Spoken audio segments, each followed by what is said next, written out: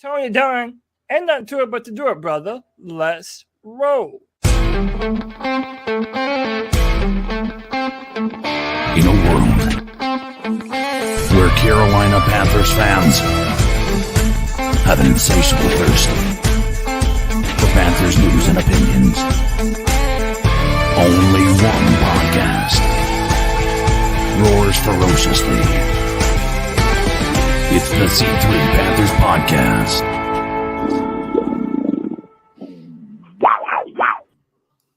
What's the deal, Panther fans? It's the C3 Panthers Podcast, brought to you by CarolinaCatChronicles.com, where every Tuesday night we chop up the latest Panthers news and opinions from the fan perspective. My name's Tony Dunn. I'm here with my co-host, Cody Lashney, my wheelman. What's up, my friend? Tony Dunn, I'm doing good, man. Panther football is oozing closer to us. We have a preseason game with the Bills coming up. But listen, man, we always have a ton to get into. Matt Corral has been placed on IR. We finally got the starting quarterback that we all knew who it was going to be.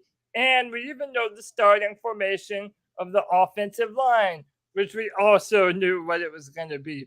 But listen, you already know that there's nowhere I'd rather be on a Tuesday night than hear what my boys rapping, talking about some Panther football. And you already know we have the best Panther fans in all of YouTube. You already know them and love them. It's our guy, Drew, Algernon Ramser, ATX19, Boogeyman, Craig Cartner, Dan Floyd, Jay Prey, JD86, Joe Riolano in the building. What's up, Joey? Joey the Blind Panther Esquivel, John Kidco Barrera, Lynn Leonhardt, we see you, Panther Pickle, and Panthers Buzz FSU 23. Tony Dunn, ain't nothing to it but to do it, brother. Let's roll.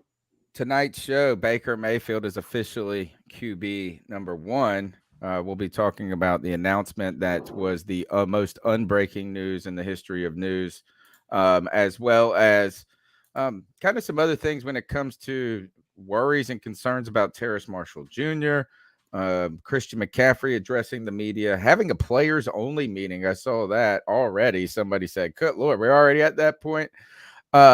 We just met on Friday and hung out and watched the second preseason game. It was not the best watch. Like you mentioned, Matt Corral, there were some question marks on the offensive line, but we didn't see a lot of the starters. And Shaq Thompson was activated from the PUP list. So we got cool news coming out. We got to talk about Sam Darnold, all of these press conferences, and we're going to do it with you guys. The number's 252-228-5098. Smash the thumbs up button, subscribe. And now we got the new feature where you can show your appreciation, your loyalty by hitting the join button and becoming a C3 super fan.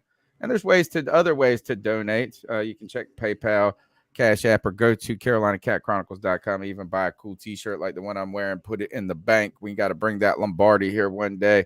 But the super fan, that's our new thing.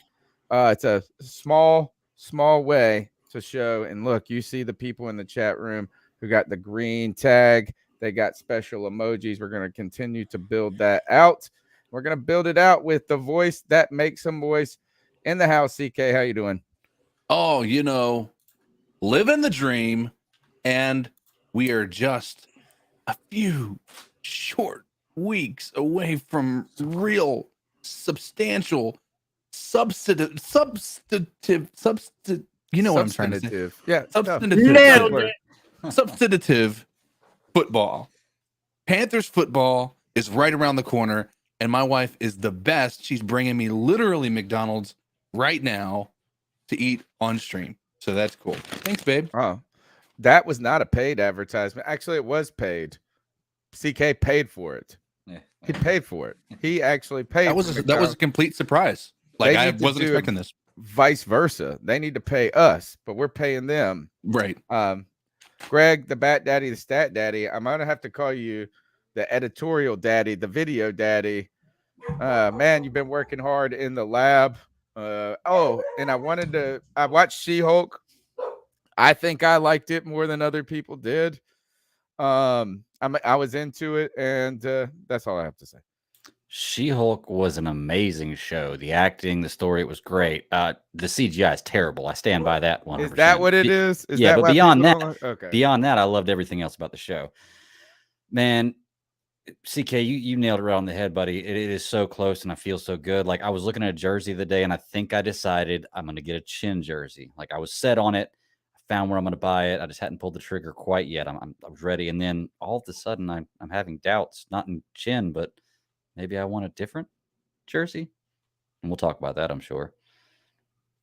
Yeah, well, we're going to be talking about how you want that Baker Mayfield. That's what I'm saying. Like, Baker I don't bottom, know if I want to buy a Baker Mayfield jersey bottom. now, you know? What's it going to take to get Cody Lashley to be a Baker bottom? We'll see. On top, baby. Five Never wins. on the Four bottom. and Oh, one. is that he's going to be? I said 10. He said, do you remember when we first asked this question? My man came out and said 45 touchdowns. I spit my drink out. Hey. Like Tom Brady, Peyton Manning numbers. Oh, gosh. got high Speaking of, Tom standards. Brady has been missing in action and then coming back, and now there's continued speculation. He came out and said he's not the Masked Singer, which totally means he's the Masked Singer. I don't know. Tom Brady, it's getting bizarre down in Tampa Bay. Can you imagine if you're Tom Brady, though, and you really aren't the Masked Singer, how crazy your life must be to be like, nobody believes me, and I can't believe people think I'm I doing know. this, you And what about the people that are on the Masked Singer and they just guessing the whole time? Tom Brady. They're like, nope. Right. Tom Brady. Nope.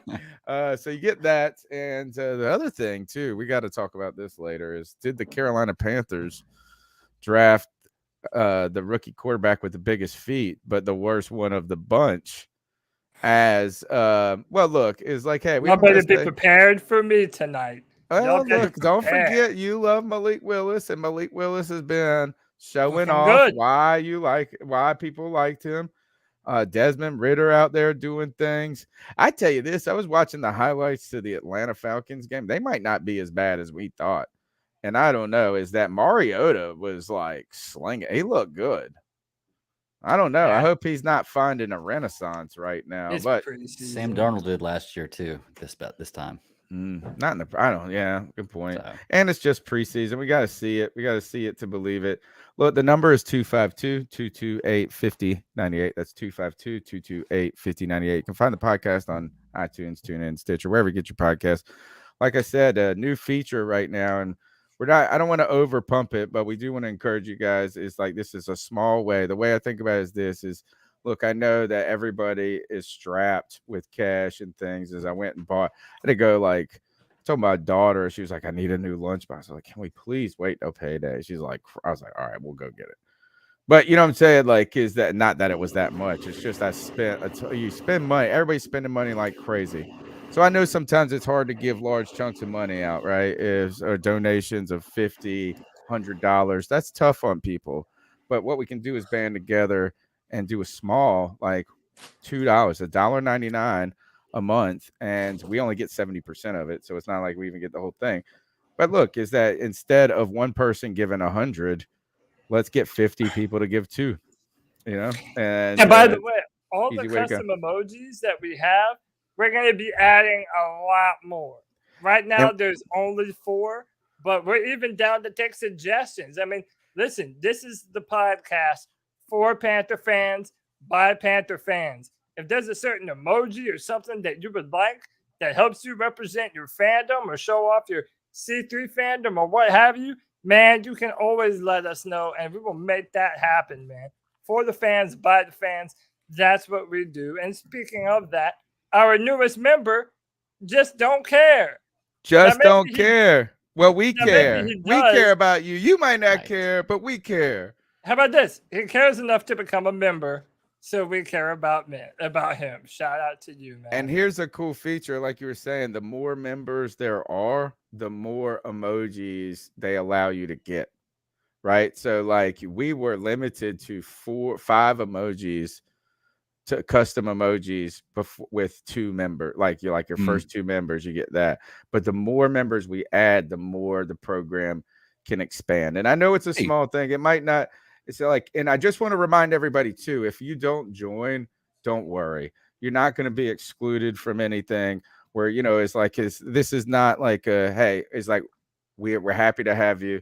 Like C-Dog said, the like button is free. It's free as heck, but because somebody hit that join button just now. yeah, I you have to gotta do do it. one thing, and I have to shout out the one, the only, just don't care. You have just become one of the elite C3 super fans. You've hit that join button for $1.99. You have joined this club of fans that are just helping build this show up, this podcast up, this group of people just talking about the Carolina Panthers. And for that, we salute you. Welcome to the super fans.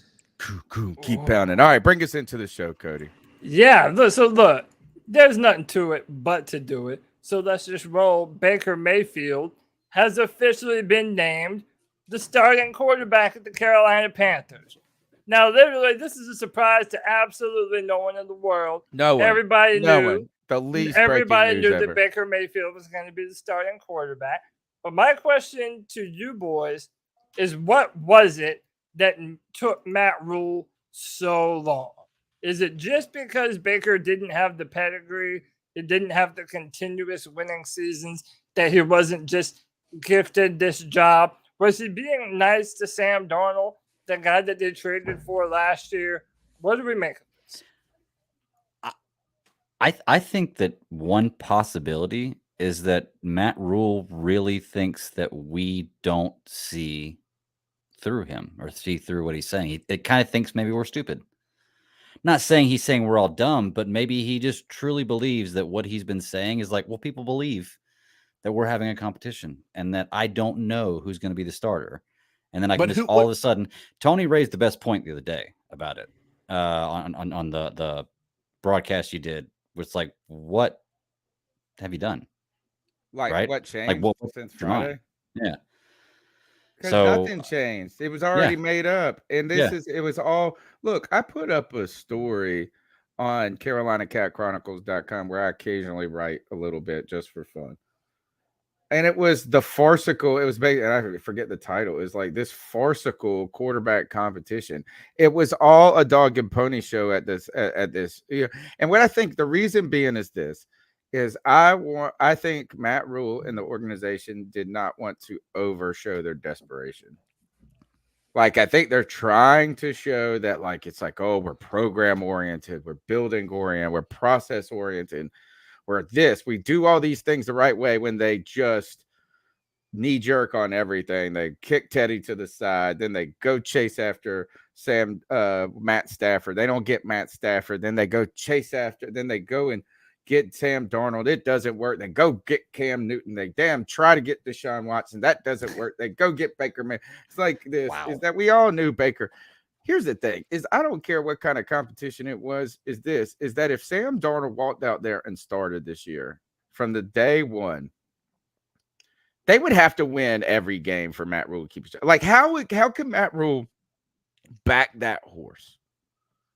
All right, I have a contrary opinion, because you guys are coming from a thought that Matt Rule was competent in this entire process, right? And what I mean by that is that he knew who he was going with. I said when we traded for Baker, I said I was afraid when Matt Rule said there was a competition that he honestly meant it. Okay. And I think that that's what this was. I think that Baker Mayfield earned the job in the eyes of Matt Rule and potentially like just the eyes of the general public. Everybody. How about all of us? Right. And even if Matt Rule wasn't ready to make that decision, it's going to be if you came out and named Sam Darnold the starter, you would have had a literal riot from Carolina Panthers fans, right? Like, you would have had a riot from people. People knew what was coming, but even if there was a real competition, that's what my biggest fear was. And we had kind of dated. I talked about the fact that it would hinder Matt Corral. It would make it to where Baker Mayfield couldn't get the valuable reps with the ones that he needs when he's splitting reps between ones and twos, instead of being able to build that chemistry with a true offensive line, a true wide receiving core, and his running back, right? When you don't have that, I think that can be pretty impactful. So, yeah, I mean, at the end of the day, I think that it was a real competition. Matt Rule was just forced to make that decision based on not only what he sees on the field, but just the fact that public opinion is important when it comes to football and fandom. And it's important to them. They listen. They listen far more than they like to admit, and far more than maybe like Ron Rivera did or anything like that. Is they every time it's like, oh, when I've highlighted how they react to fan reactions a lot. I don't know. Was it a real competition? How about this? Is you know who turned out to think it was a real competition? Sam Darnold. Sam Darnold. Now, look, I do want to handle this. Is I think that I want to give Matt Rule some credit for this. Is that when he was asked in the interview, like after practice on Monday, why they named him and stuff like that, and they talked about them. I thought he was caring about the people involved. I think that he was pretty genuine and authentic. It's like it sounded like he handled it pretty well. He wasn't like throwing Sam Darnold under the bus. He was saying good things about everybody involved. I thought it's probably one of the better things he's handled, honestly, in how except for this weird moment where he's like, he started the press like, it's like, wow, what about this grass? This is like how he walks up to do this interview and he's like, whoa, this grass is really nice. I was like, dude, don't you practice on it? Like, haven't you been there for like hours at this point? I know. And then he's like, wish my grass looked like this. And then he's like, by the way, Sam Darnold, you suck. No, he didn't. But it was just like, he was so happy. And then it was like, then he started talking about something serious. But I thought he handled it fine. Baker Mayfield, he said, well, how did they receive the news? Utmost professionals. He was so congratulatory of the people. And I tell you this, is any of the people that talk shit about Baker right now, it's to me, it's like it's like the Cam Newton thing. Remember how people just talk shit about Cam Newton and it's like the data doesn't match like the shit talk? It's like right now, Baker has done nothing but say everything right since he's been here. Right. Every single thing. Like you can't, like he's been so like team first, like everything, humble but confident, like all the right things. And then, so they went to that. And then Sam Darnold. They give Sam Darnold the mic. And I got a big problem with this, guys. I don't know why. Why did they make Sam Darnold have a press conference? And not because I thought he did. I thought he was admirable. At one point, I thought he was going to cry at one point. And you know what? I wouldn't even been upset. Like he was sniffling. Why were both of them sniffling the whole time? I don't know. Maybe they're sick. But like, I mean, he handled it right. Like he didn't do anything wrong. He was the utmost professional. But why did the Panthers make him do this? I mean, it's almost like whenever sports teams that lose the Super Bowl and they interview the losing team. Like, why? But the Panthers media gets to control who goes and has these press conferences. There's nothing obligatory about it. Like, if so, like, why we're not hearing from Shaq? Or, you know what I mean? Like, there's all these, they can promote guys to have these moments or protect them from having these moments. The Panthers, I feel like, took advantage of this media moment.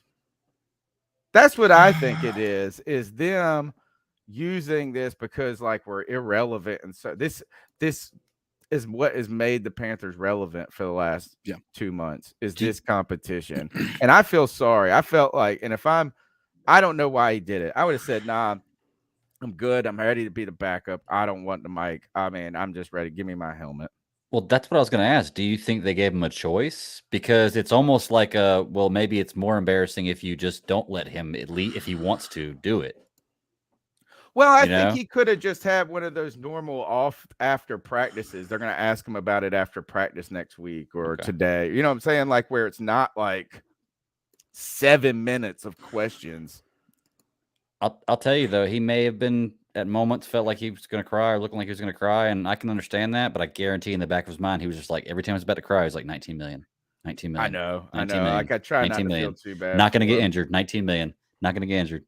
19 million. He has one of the coziest jobs in Charlotte. Yeah. I mean, seriously, getting paid that much money to sit on the sidelines and watch. It's like, look, man, at a certain point, I know it seems like we're just picking on this guy and Matt Rule and guys that we're not necessarily, big fans of. But I don't know. When you're a Panther fan, and you've come off of Cam Newton and Teddy Bridgewater. Sam Darnold had never proven anything, and would give up a second. I don't even remember all the haul. What a second round pick, a fourth round pick. We gave up a lot for Sam Darnold. Okay, too much for Sam Darnold. So I understand how it might seem a little bit mean, but people have been saying this, and I think we should echo it. Sam Darnold has been here, 2 years now? Baker Mayfield has been here, 2 months? Not even. Basically, it's 2 months. By all reports, there was never a competition. There was never a competition between these two guys. It was Baker Mayfield running away between the two of them.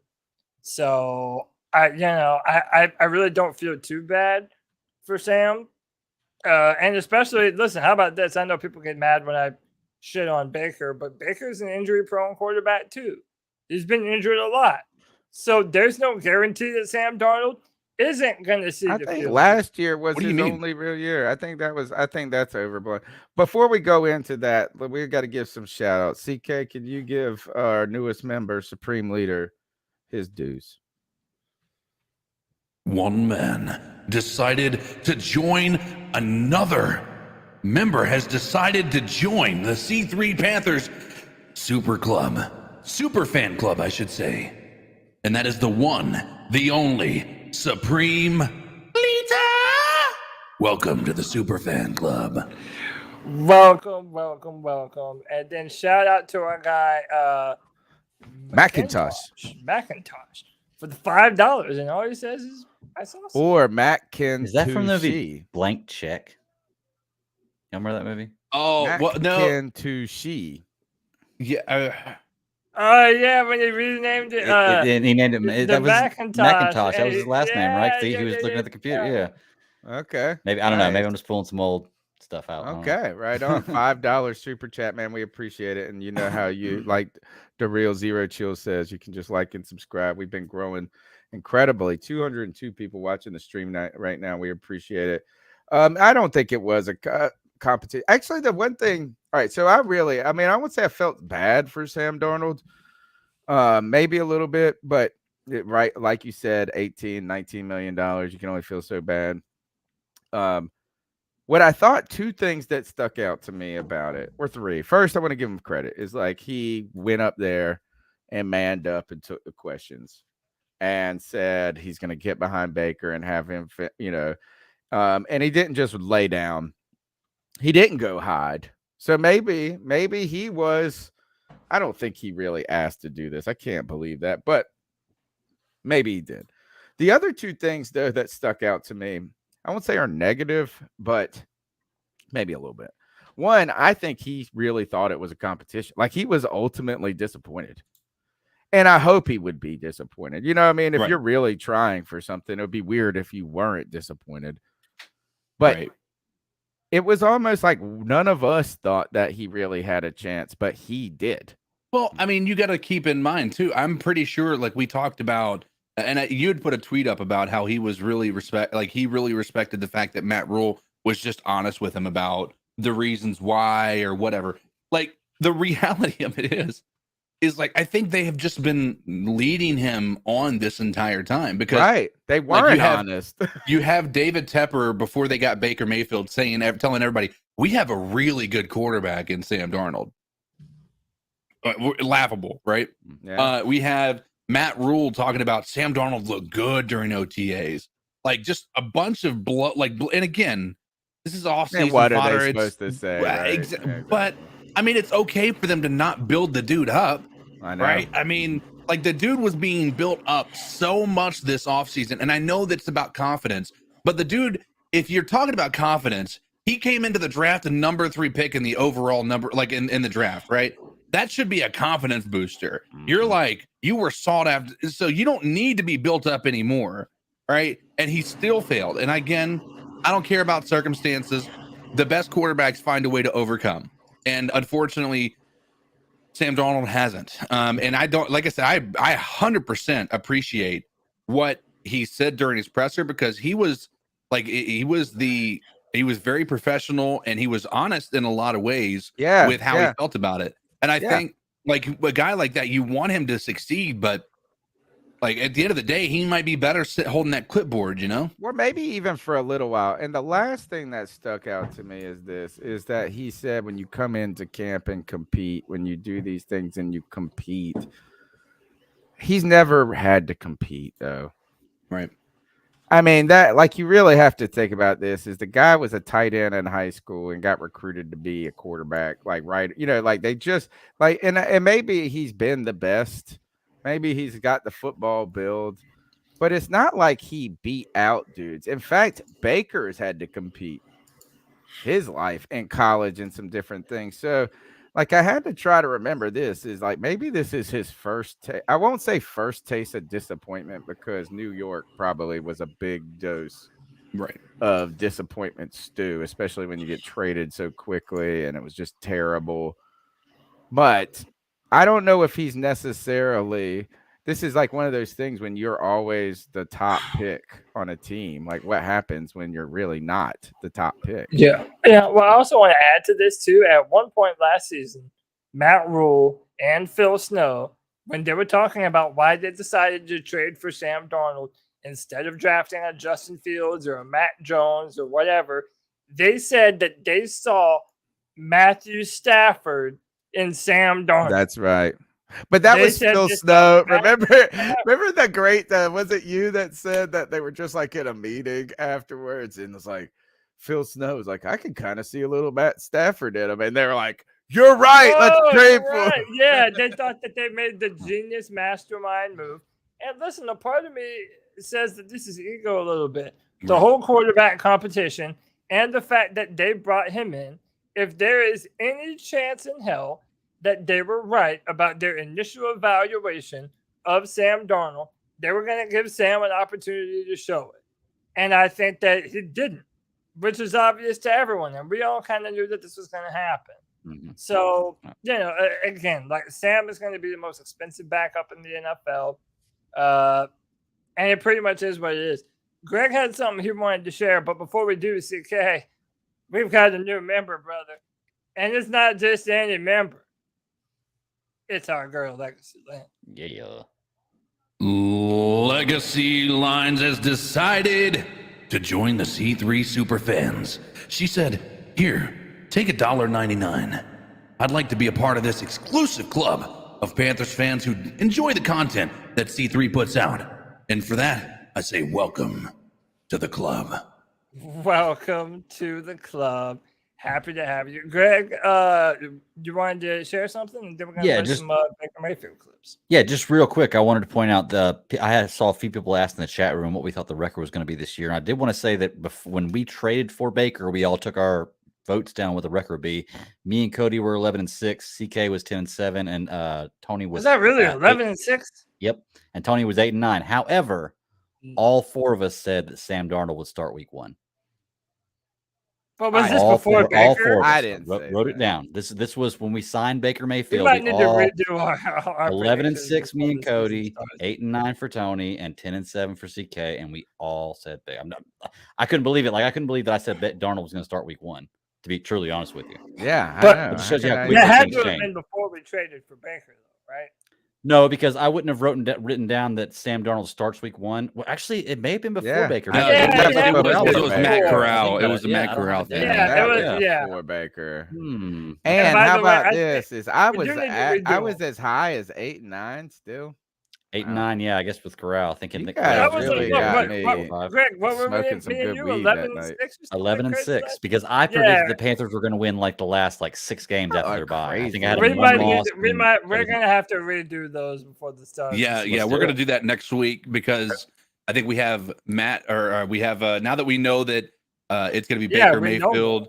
We have a little bit more of a clear view of what our team is going to look like, and quite honestly, I think we see our wideouts are maybe a little more solid than just the initial 3 that we thought that were going to be the best, which was DJ Moore, Robbie Anderson, and Terrace Marshall Jr. Shi Smith is coming out, which we have a lot of talk. I think we can, and Terrace Marshall Jr. is not. He's coming out in a red jersey. Yeah. All right, let's get to some Baker Mayfield clips real quick. Yeah, let's do it. So the first clip This is going to be Baker Mayfield. It was the first question he was asked about winning the starting job. And this was his first response.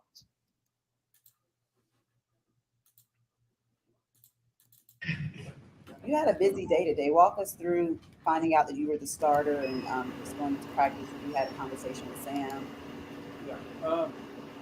Yeah, obviously, Sam and I knew this day was going to eventually come, but we weren't counting. Can y'all hear that? We didn't know when it was going to happen or anything like that. I just this morning was made aware that I was going to be starting, and saw Sam shortly after, and he made it very clear that anything I needed in support or in terms of that aspect, he was going to be there, and that just shows what kind of team guy he is.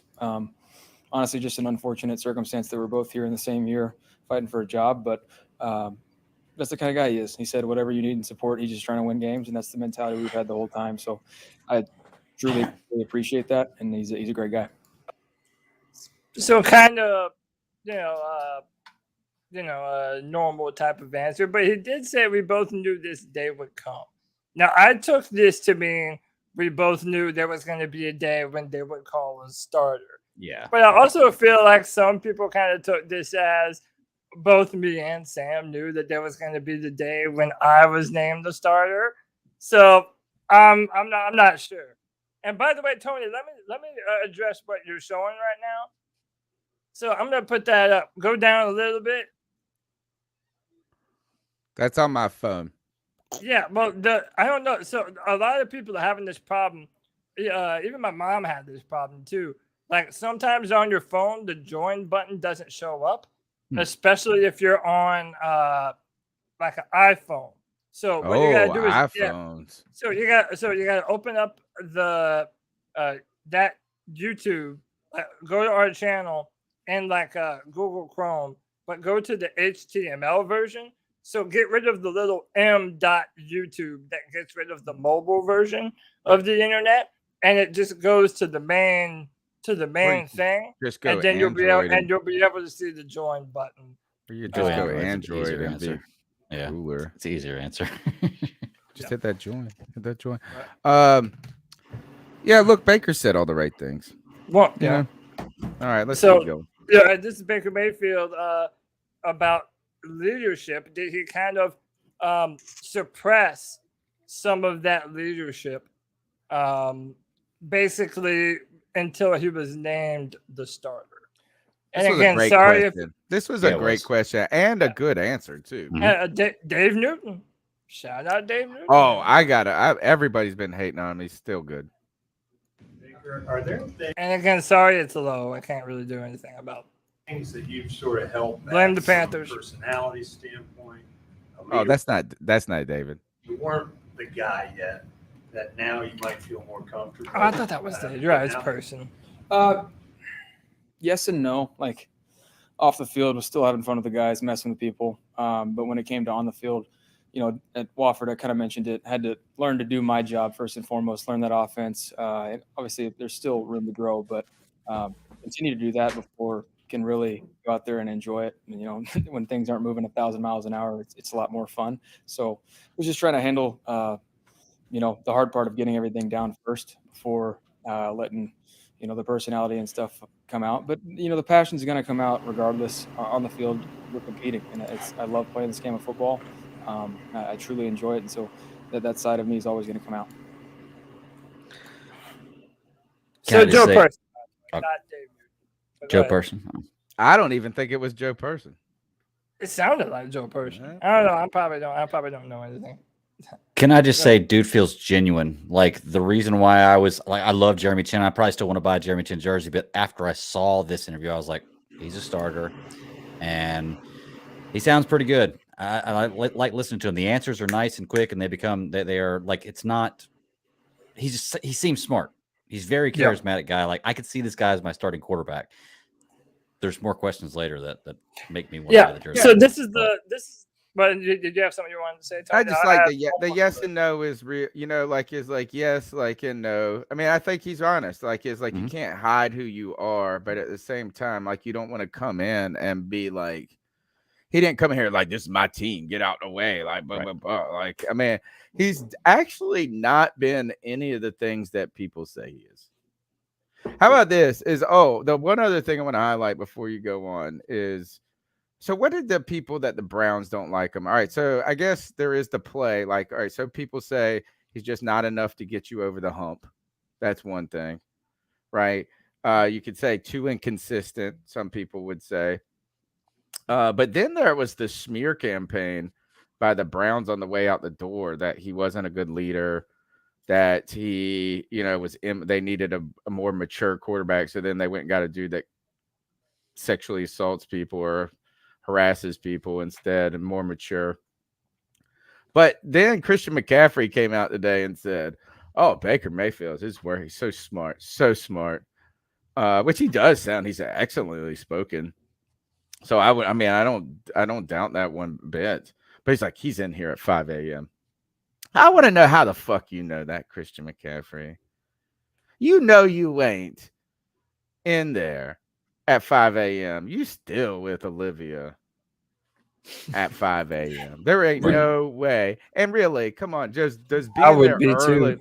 Yes. Oh, hell yeah. I would never go to work ever again. I'd be like, guaranteed money. Have you, man? Well, she might be there because of the guaranteed money. Oh God. Well, no, she makes more money. He does, I bet. No, you think? Promise.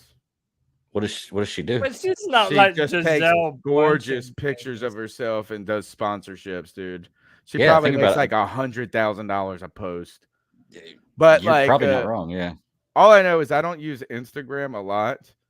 So the problem is like, because I'm a Twitter person, and so I'm trying to get on these other social, like I'm trying to diversify, at least just for the podcast.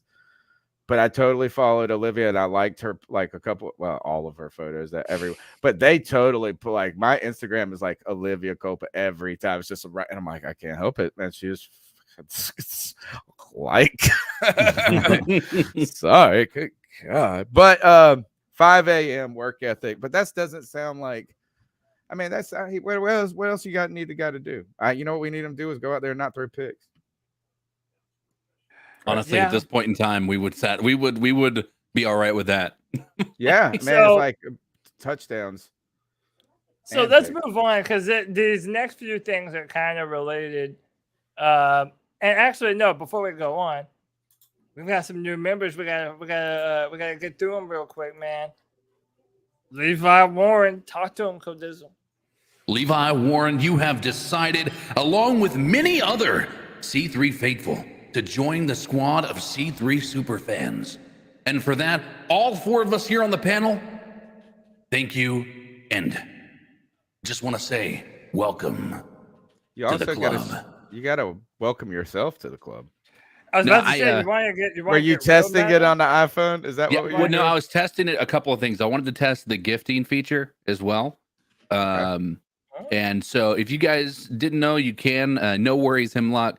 So down at the bottom, if you're on desktop, the little money symbol, you can click that, where you can either do super sticker, super chat, and then membership gifting now. So you might, if you're in the chat interested in getting gifted, you may have to turn it on our main channel. That's what I had to do. I had to go look and see. So you may have to Google how to turn on gift, like how to receive gifts if you get them. So something to look into. But yeah, welcome to the club, everybody. Now, if someone gift Lynn Leonhardt, she had to do her Android. She had to do her Android, and it was Legacy Lens. Get her Lynn Leonhardt one. All right, so let's go to the next topic, sir. Yeah. Okay. I had one more Baker clip. We can get to it later. So, yeah, let's talk about this. And we haven't really talked. Crazy. I can't. This is fucking and listen. So this is the part where I start to go off, because this is everything that you need to know that the supposed competition here in Carolina, it was just words. It was all BS straight from the jump. Matt Rule says the starting offensive lineup is going to be Ike Ekwonu, left tackle, Brady Christensen, left guard, Bradley Bozeman, center, Austin Corbett, right guard, Taylor Moton, right tackle. Now, you might be saying, well, wait a minute, isn't this something similar to the line that we've all been wanting? And yes, as a matter of fact, one. it's damn near identical. Why was there ever a competition? I mean, Pat Elflein has taken more snaps at center than Bradley Bozeman. And yet Matt Rule is comfortable saying Bradley Bozeman's the starter. So then why were you giving Pat Elflein all those reps at center? Now, some people are saying maybe they wanted Bradley Bozeman and Baker Mayfield to be on the same page because sometimes Baker went with the twos. I don't know if that's believable to me. But then on top of that, and I want someone, literally anyone, to tell me what Brady Christensen has done to lose the left tackle competition. No, there was never a competition because he never did anything to lose the left tackle position. They knew that they were going to be playing Christensen at guard instead of tackle.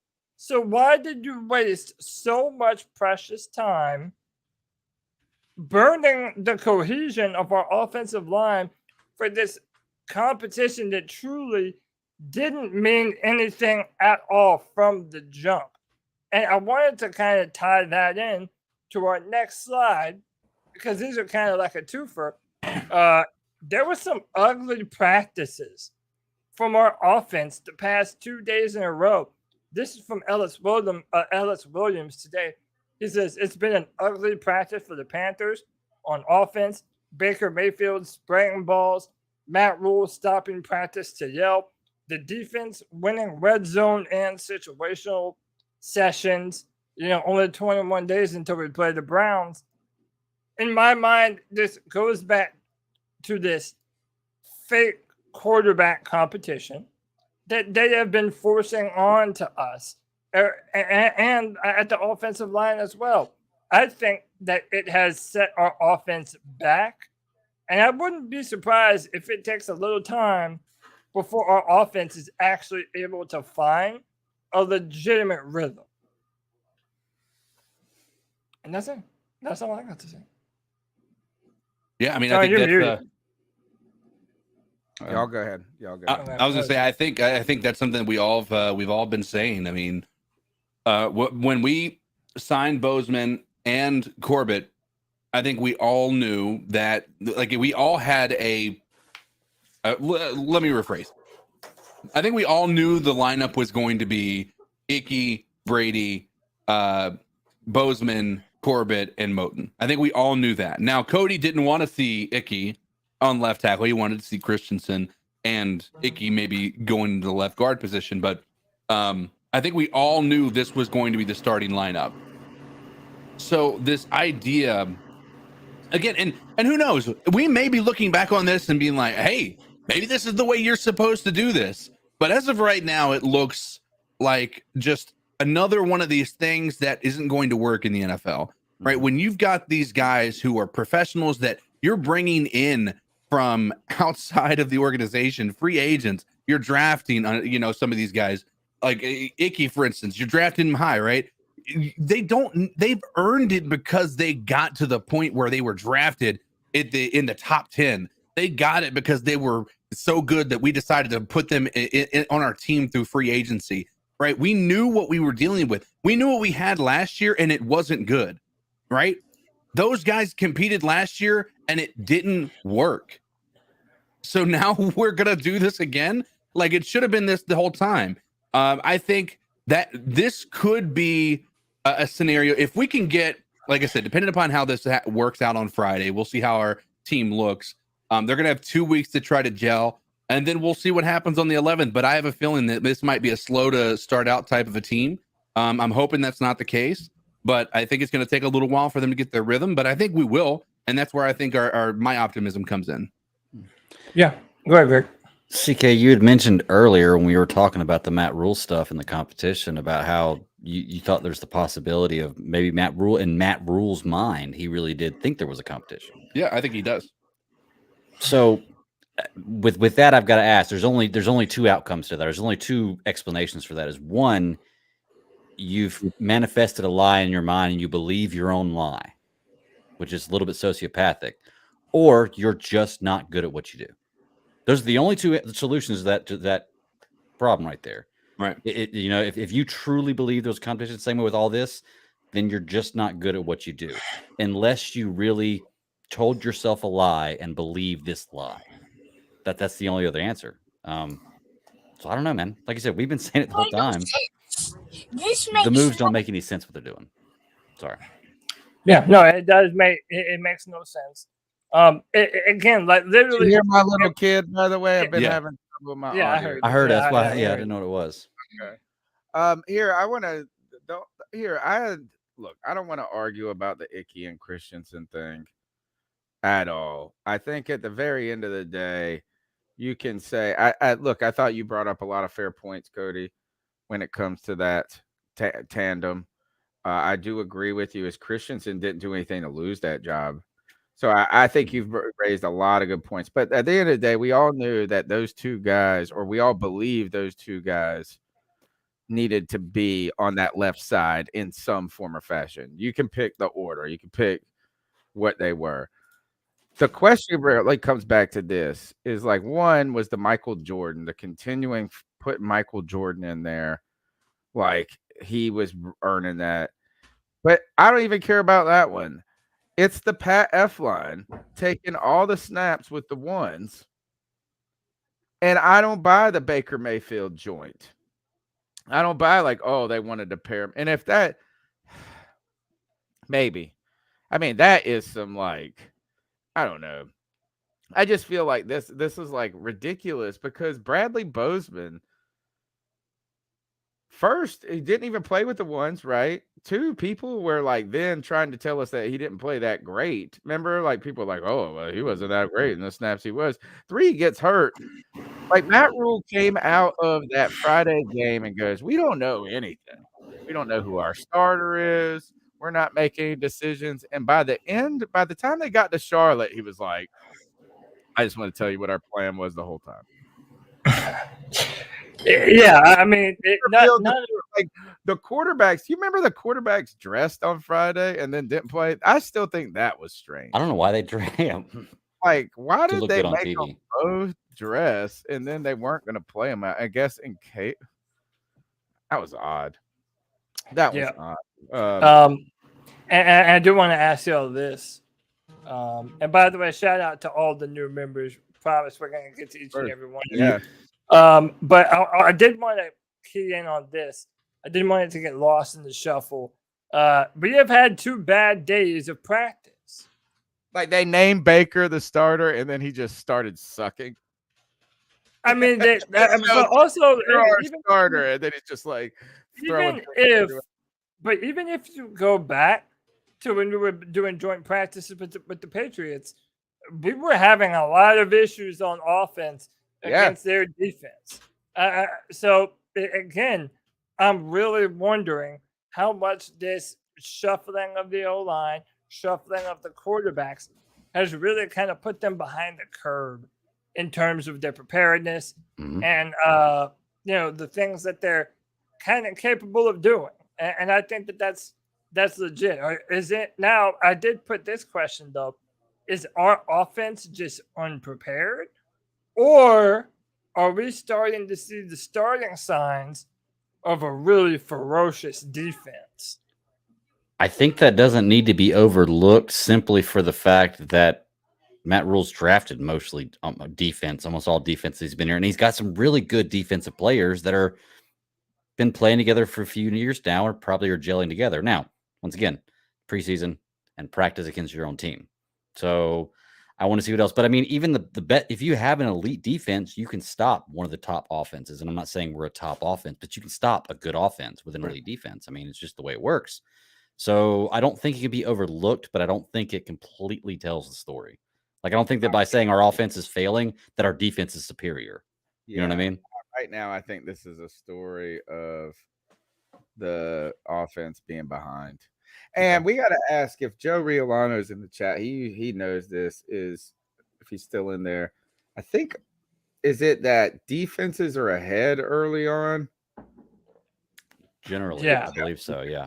They're ahead early on in the season and they start to click. So I don't know. I'm not ready to say our defense is stout. Like, I mean, We might Well, have you some gotta. is that we need to see this defensive line start getting after Muggs, and we don't know yet. We won't know until the season starts. We won't even learn in game 3. Yeah, they say the defense has a bit of a heads up, or they're a bit of a above the offense during these early part of the off season, because we as our offense just run the same plays, and they see our offense being installed. They know what we're running, so it's a lot easier for them to defend their own team than it is to defend somebody else. So I think there should be some that you got to take that into consideration as well, because even if you think about it, even when we've had our best offenses, they've looked less than incredible during the preseason. So Definitely.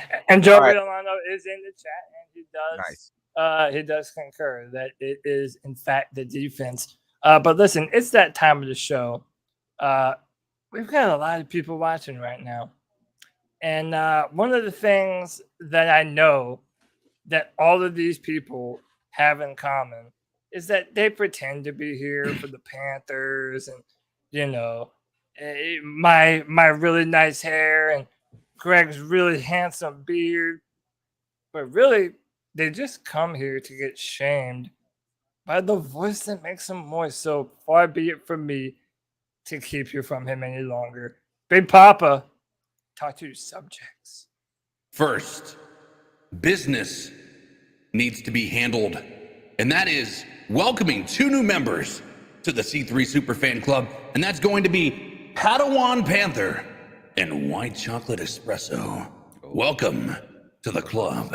That also being said, you guys have joined in here to hear 4 guys who are fans of the Panthers just like you discuss the incompetencies within our coaching staff, whether or not there was ever a competition, and the fact that Baker Mayfield has now been named QB1 for the Carolina Panthers. And you've come in here, hit that like button. Maybe you haven't. And if you haven't, I have one thing to say to all you freaks. Subscriber shame.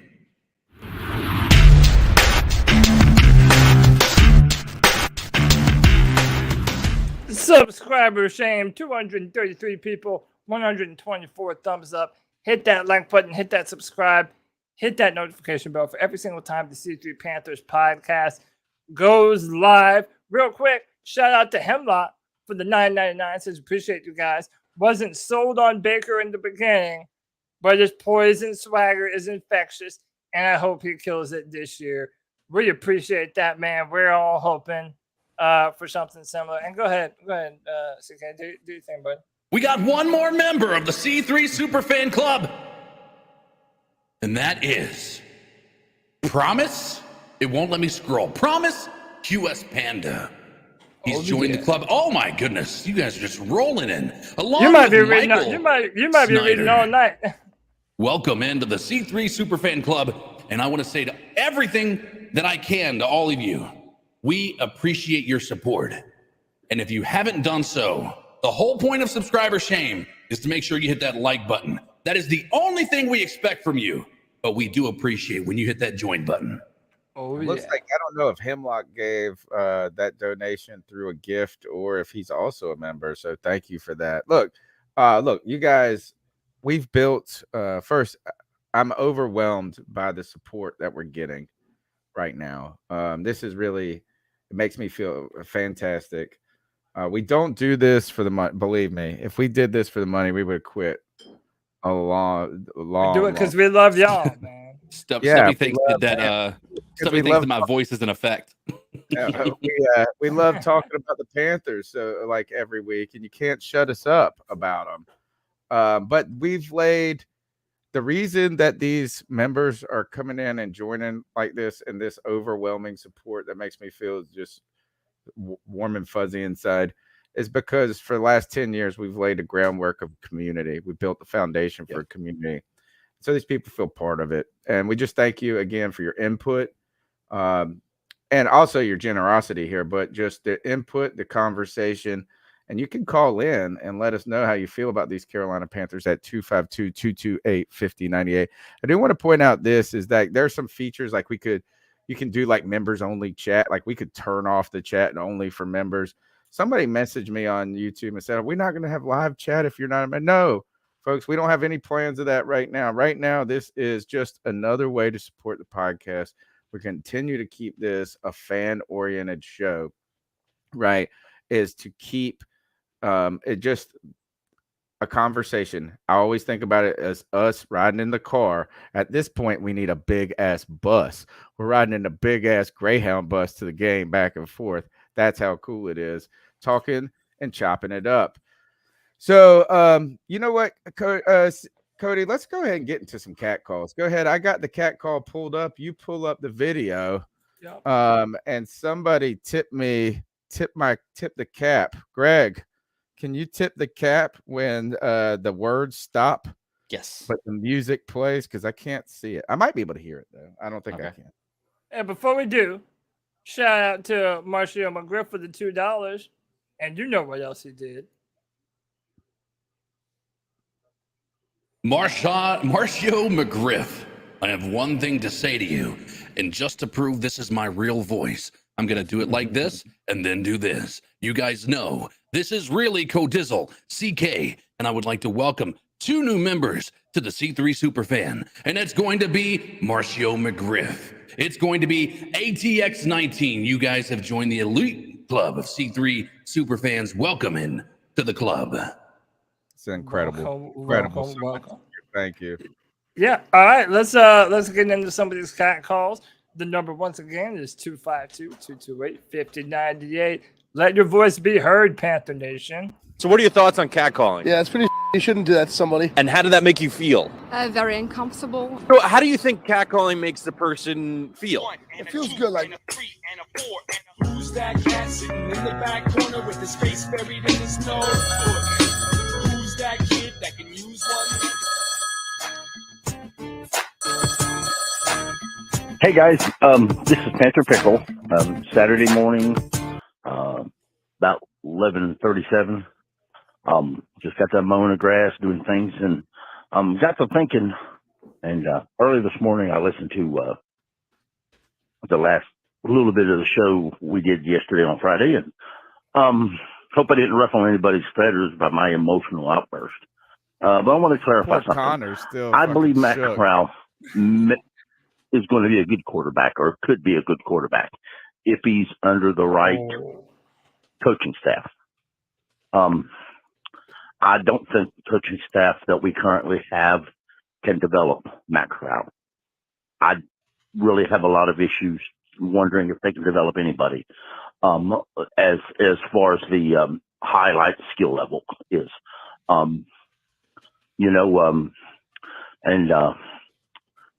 But I don't think he could start either time this year or next. Steve Smith mentioned 2 years. Maybe Rule did. That may be right. He may take 2 years of core development by quality coaching staff. But like I said, I don't think our coaching staff's quality. And what hurts the most is having to tell Baby, because I ignored his question yesterday, that if Matt Corral was a 6th or 7th pick, we wouldn't be having this conversation. We would say, well, looks pretty good for a late round pick. That's life. We'll put him on a practice squad, move on. That's a fact. But he's not, so we're not. And, I don't like to go back and see what we should have done in last year's draft, because I could go back in every draft class and do that. That's just that fact. And you don't know what the linebackers are going to be in the future anyway. Sometimes the best folks look great in preseason, but come regular season, they stink. So, offensive and defensive coordinators game plan against players all the time. Y'all have a good one. Keep pounding. Keep pounding. Poor Connor, who was, I felt like I was going to feel bad for Connor, but he was just serving up ice cold disses to me the whole show. He was. He was just throwing out lefts and rights on everybody, so I didn't feel bad for him. But at the end of the show, he's like, "Can we please just watch the football game and not talk about my career?" He was so exhausted. Oh, he was getting irritated, yeah. Oh, but here's the defense to that. That was the only storyline of that entire game outside of Icky, right? And maybe some offensive line. That was the only storyline. Out again, PJ Walker is what he is what we knew he was, right? Which is a shaky at best backup quarterback, right? Matt Corral was going to be the question the entire time about what that game was going to how he looked, whether it was with twos, whether it was with threes or fours. And again, I went back. I don't know, Cody, if you got a chance to do some film review, but it didn't look great. Oh, I forgot. Oh crap! Don't be mad at me, Nick. So can someone send the link to the show to Nick? Cody, can you invite Nick Montero to the show? I haven't Like seen to him. join, like to. Yeah, he wanted yeah. to talk about his experience where he Oh was yeah. Hang on. at the game. So if you could message him while we're getting through these calls. Let's see. This might even be him here. That's two games up here in New England that I've been to. This poor guy's Both never the been to a goddamn win. quarterbacks broke their Liz Frank. Oh, starting shit. to see a trend here, and I don't like it. Seems like any team that I start to follow that isn't the Patriots, their quarterback is injured. We're gonna need Hold my to beer. become I'm about to become a Falcons fan. Hell yeah. Tampa Bay. He say a Dolphins fan? No, a Falcons fan. He said, "Hold my beer. I'm gonna become a Falcons fan." Tampa Bay, man. Tampa Bay right now. Yeah, he's up at that game. He was up at the game. He's got some. I'm gonna have to put all those videos on the website still about. But, you know, and that reminds me. Somebody said, as they said, what did you see? What did Matt Rule see between Friday and Monday that made Baker? Somebody said this is he saw Sam Darnold throw 3 picks in the practices against New England, and that's what it was. You know, is that and let's be fair about this, is Baker did win the job. Right. You know, he did everything to show it. Darnold played safe and didn't play well when he could have. You know, like he didn't do anything great enough to separate. You know, and in practice, he threw a lot of underneath stuff. I mean, it wasn't, and Darnold shined. I mean, and Mayfield shined a few times. Yeah. So, I mean, like, it's like he didn't lose it entirely, but he didn't win it. You know. So, well, yeah, I was going to say one thing, Greg. Like, you know, we mentioned Matt Corral. I have a slide for him. We can talk about him now or later. Yeah, let's go ahead. He brought it up. We brought Liz Frank in Friday. Matt Corral goes down. He had a Liz Frank injury. They said they were waiting until today. So I guess this tweet is from today. All right. Yeah, that they've decided that he will surgically repair his Liz Frank. And I got to say, before anything, they said he came out of the locker room in a boot. That had to have been the most giant boot in the world. He must have looked like fucking Neil Armstrong on some clown shoes. Well, he's already got a big ass foot, and then you put that big ass foot in a big ass boot. Good Lord. Yeah, man. So after I'll say this, or I want to say this, and then we got some new members to welcome. So I'll let CK warm up those pipes. But look, would you all say that I've been excited for Matt Corral? Huh? Yes? You think I've been generally? Slightly. Yeah, it would be like Deshaun Watsoning on every night to him. Yeah, that would be that. I've been excited about Matt Corral, right? I've even said I wanted to see him get a chance this year, which I'm not saying it was ready, but I still don't think it was given a great chance, right? Okay, well, I was saying this on Twitter before we ever traded for Baker Mayfield, and I'll go ahead and say it now. We might not ever see Matt Corral take a snap as starter for the Carolina Panthers. Agreed. Generally ever. Let me walk you through this real quick, right? There's a bunch of different scenarios. If Baker Mayfield is a good quarterback this year and puts up 10 or 11 wins, they're going to give him a new contract. If anything, they give him a franchise tag. Either way, that means him here for another year. And then if he continues to put up big numbers, well, then you're damn sure never going to see Matt Corral, especially if he gets a new contract. On the other hand, let's say the Panthers are bad this year, and we have another 5-win season or 4-win season. We're probably looking at a new head coach, are we not? Okay, Yeah. if you're looking at a top 10 pick in the draft, and you have a brand new head coach, and yeah, you have a 3rd-round pick that you traded up for. That's but coming off an injury. There might be a shiny new quarterback who might be 6'3", 230 plus pounds in the draft that is a much higher rated prospect than Matt Corral coming out. So I'm not being a hater. I'm being realistic. We might never see Matt Corral play meaningful football for the Carolina Panthers, and I hate that. Will Greer. And Tony, you wanted to bring this up during the show, that all these other rookie quarterbacks, they're balling out. Malik Willis has some incredible throws. I like this. I feel like I'm going to be a Malik Willis fan right now because, one, I was interested in taking him at what did we pick at 6? Yeah. Like, I was at the point. Like, I was like, what? You know what I mean? Yes. I ain't there. But then it kept going down and down.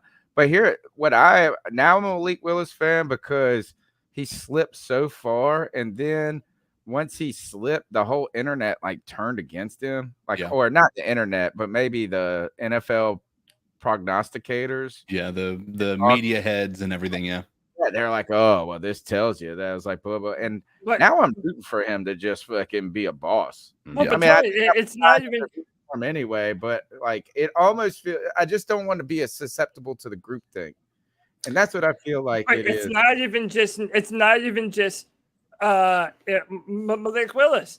Kenny Pickett has looked really, really good.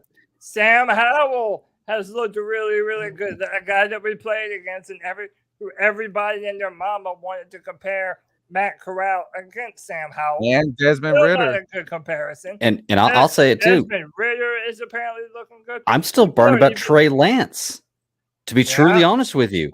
If Trey Lance ends up blowing up, Baker Mayfield's the only thing to say that for me. If Trey Lance ends up blowing up, I'm going to be pissed about that. But we had no shot at Trey Lance. I thought we had a shot. I thought he was there for our Justin Fields and Matt Jones. Oh, I thought, okay. Well, I can't be Trey Lance. I thought we had everybody there. No, that was the one. The 49ers traded up to like the 3rd round or to the number 3 spot to get him. It was Justin Fields. But who is? Look, I'm going to say this. I haven't watched all of the Kenny Pickett tape. I've watched the highlights and people are like, oh, he looks so great. And it's actually at the things he's supposed to be good at. Right. And it's like low level throws, mid level, it's not like, and I'm not saying that can't win. I just don't know if I've seen anything yet that goes, oh my God, Justin Herbert. Right. But listen, whether or not they aren't, all these rookie quarterbacks have a limited sample size in the preseason, which to show you something. The highest quarterback ratings amongst rookies these preseason goes as follows: Kenny Pickett, Skylar Thompson, Desmond Ritter, Brock Purdy, Malik Willis, Bailey Zappi, Sam Howell, and then Matt Corral at the very bottom. So you can either sit there and tell me that Matt Corral was the worst and least prepared quarterback of the bunch when coming out with all these other quarterbacks in this last year's draft, or Matt Corral was drafted to a team with a head coach who is notorious for not being able to develop rookie offensive players. Both could be true. Gave him the shot. Both could be true. I think it's a little bit of both. Yeah. No, I don't think so, man. I don't think so. And you might be right. You can't tell me that Bailey Zappi is a better quarterback and is a more accurate quarterback. 72 Matt touchdowns. Corral. Is that the guy that threw 72 touchdowns last year? Cody, all I'm saying is Cody. Or some shit like that. I think he had. Who was the guy? Who was the quarterback? Maybe it's not Zappi. Remember who was that one quarterback that threw like 7,000? No, it might have been Zappi. So here's what I'll say, and this is like I said, this is not to condemn Matt Corral because I don't think we've seen enough of it. I don't think that he was put in the best position. I think this staff could have made two decisions. Either one of these would have put Matt Corral in a much better situation. And that is either cut PJ Walker once you got Baker Mayfield or cut Sam Darnold like earlier than right now, right? Because you needed to get him into a position where he was taking more substantial reps. I was shitting on Matt Corral because his play wasn't good. Like, he didn't look like a good quarterback. I don't think that that's just solely his fault. I don't know. We have no way of knowing how good of a quarterback he's going to be in the NFL. He could very well be a complete bust. We don't know. Like, we haven't seen anything to the contrary. We also haven't seen him be given an opportunity to prove anything beyond that. My thought on the entire matter is right now, like, there's a lot of people who wanted to compare why, at least on Twitter, again, wanted to get into some arguments with me about whether or not these arguments that Matt Corral wasn't given the right number of reps or given fair reps or anything like that. Like, and then they wanted to say you weren't arguing for Will Grier. Well, Will Grier didn't come into a situation where he was watching two guys battle for the number one spot, taking both the first and second, and having to take thirds the entire time and fourths in a lot of cases. Matt Corral was having to take fourth team reps for the most part, and we all know that those guys are getting the smallest number of reps. They're not putting them in there for a long term. Right. Most of those guys are hoping to make the special teams, not the actual 53-man roster of offense or defense, just that special teams unit that most people who aren't good enough to make it to those others are trying to get to. So I think that Will Grier, if you look at that, back at the history of that, Will Grier got his opportunity to run with the twos because he was in a battle for the backup position, not third string or fourth string. He was in the battle for the backup. Matt Corral was given a short stick. And I'm willing to say that falls on Rule, but I'm also willing to say Matt Corral just isn't ready yet. Obviously we won't know this year. True. I think both can be true. Is that you don't know. I mean, if we would have been more invested in Matt Corral, then he could have looked better. I don't think he looked bad or anything. Like, I don't necessarily feel like I'm not ready to be worried about these other guys looking that great and stuff like this. I do think the Panthers didn't invest in him at all. And that's fine. You know what? Once we didn't draft a quarterback in our time to draft a quarterback was the year before, not this past year, the year before. Before that, yeah. I agree. Right, because Matt Rule his leash is not long enough to roll with a rookie. Like, it just isn't long enough, especially one who isn't like the fucking bomb.com already. Right. You know what I mean? Like, I'm not trying to diss on him, but like, let's not put him in the same conversation of a guy coming out like a Cam Newton or Trevor Lawrence, or Andrew Luck or something like that. It's a different type. I mean, there's a reason that this quarterback class, there's no quarterback went number one. And I know the Jags weren't picking one, but there were quarterbacks. So there were teams that needed quarterbacks ahead of 20, obviously.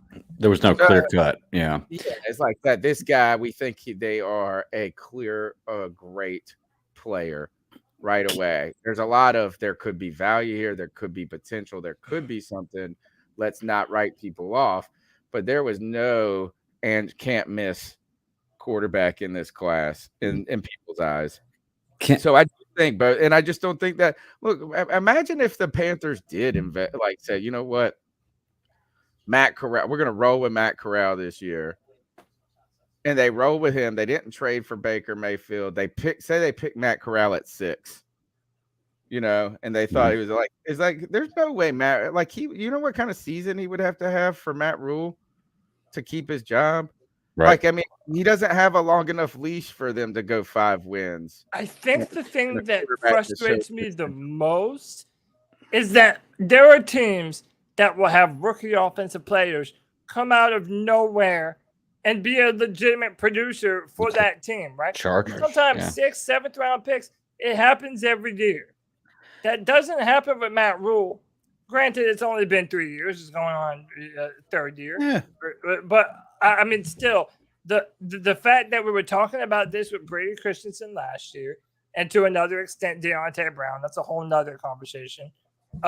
Then it's like now we're doing it again with jumbling this offensive line and making them compete for the jobs that we already know they have. And now we're doing this quarterback competition for when we always knew that was a farce. All of these things seem in line with what Matt Rule does.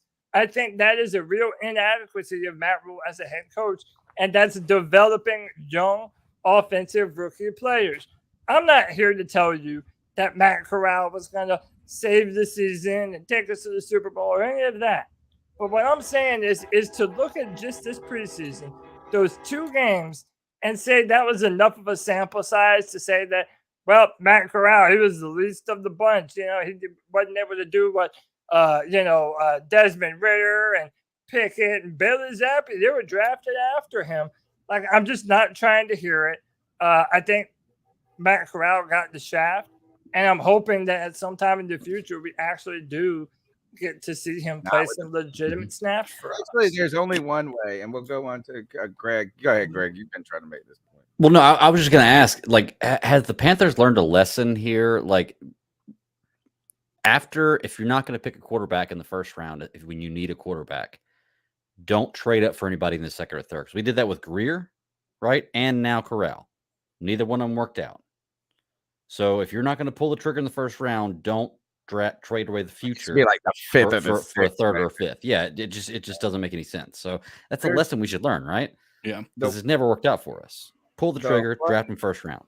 There's one way, and I still disagree with Cody on one thing about how Matt Corral could see the field. I think Baker Mayfield is I guess if Baker Mayfield wouldn't have come here, there was a way that you could have said Matt Corral could have been awesome in the preseason and he could have seen the field. But again, that's a long shot. But right now, I think Baker Mayfield is the only thing that could make it so that Matt Corral could be a Panther in the future.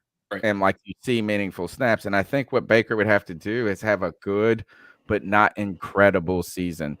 Right. So you have a 9-win season, and it's not all because of Baker, but he was a part. Then they franchise tag him, and then he does it again. And but doesn't have a credible season. So it's enough to save. It would have to be enough to save Rule's job, right? But not enough to extend Baker Mayfield.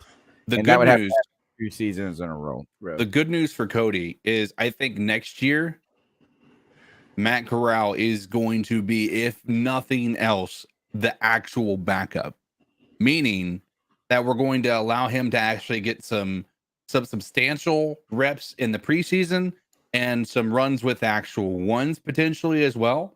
I think that's probably the best case scenario at this point. Again, I told you at the beginning, and I'm going to shout out a couple of these new members here in just a second.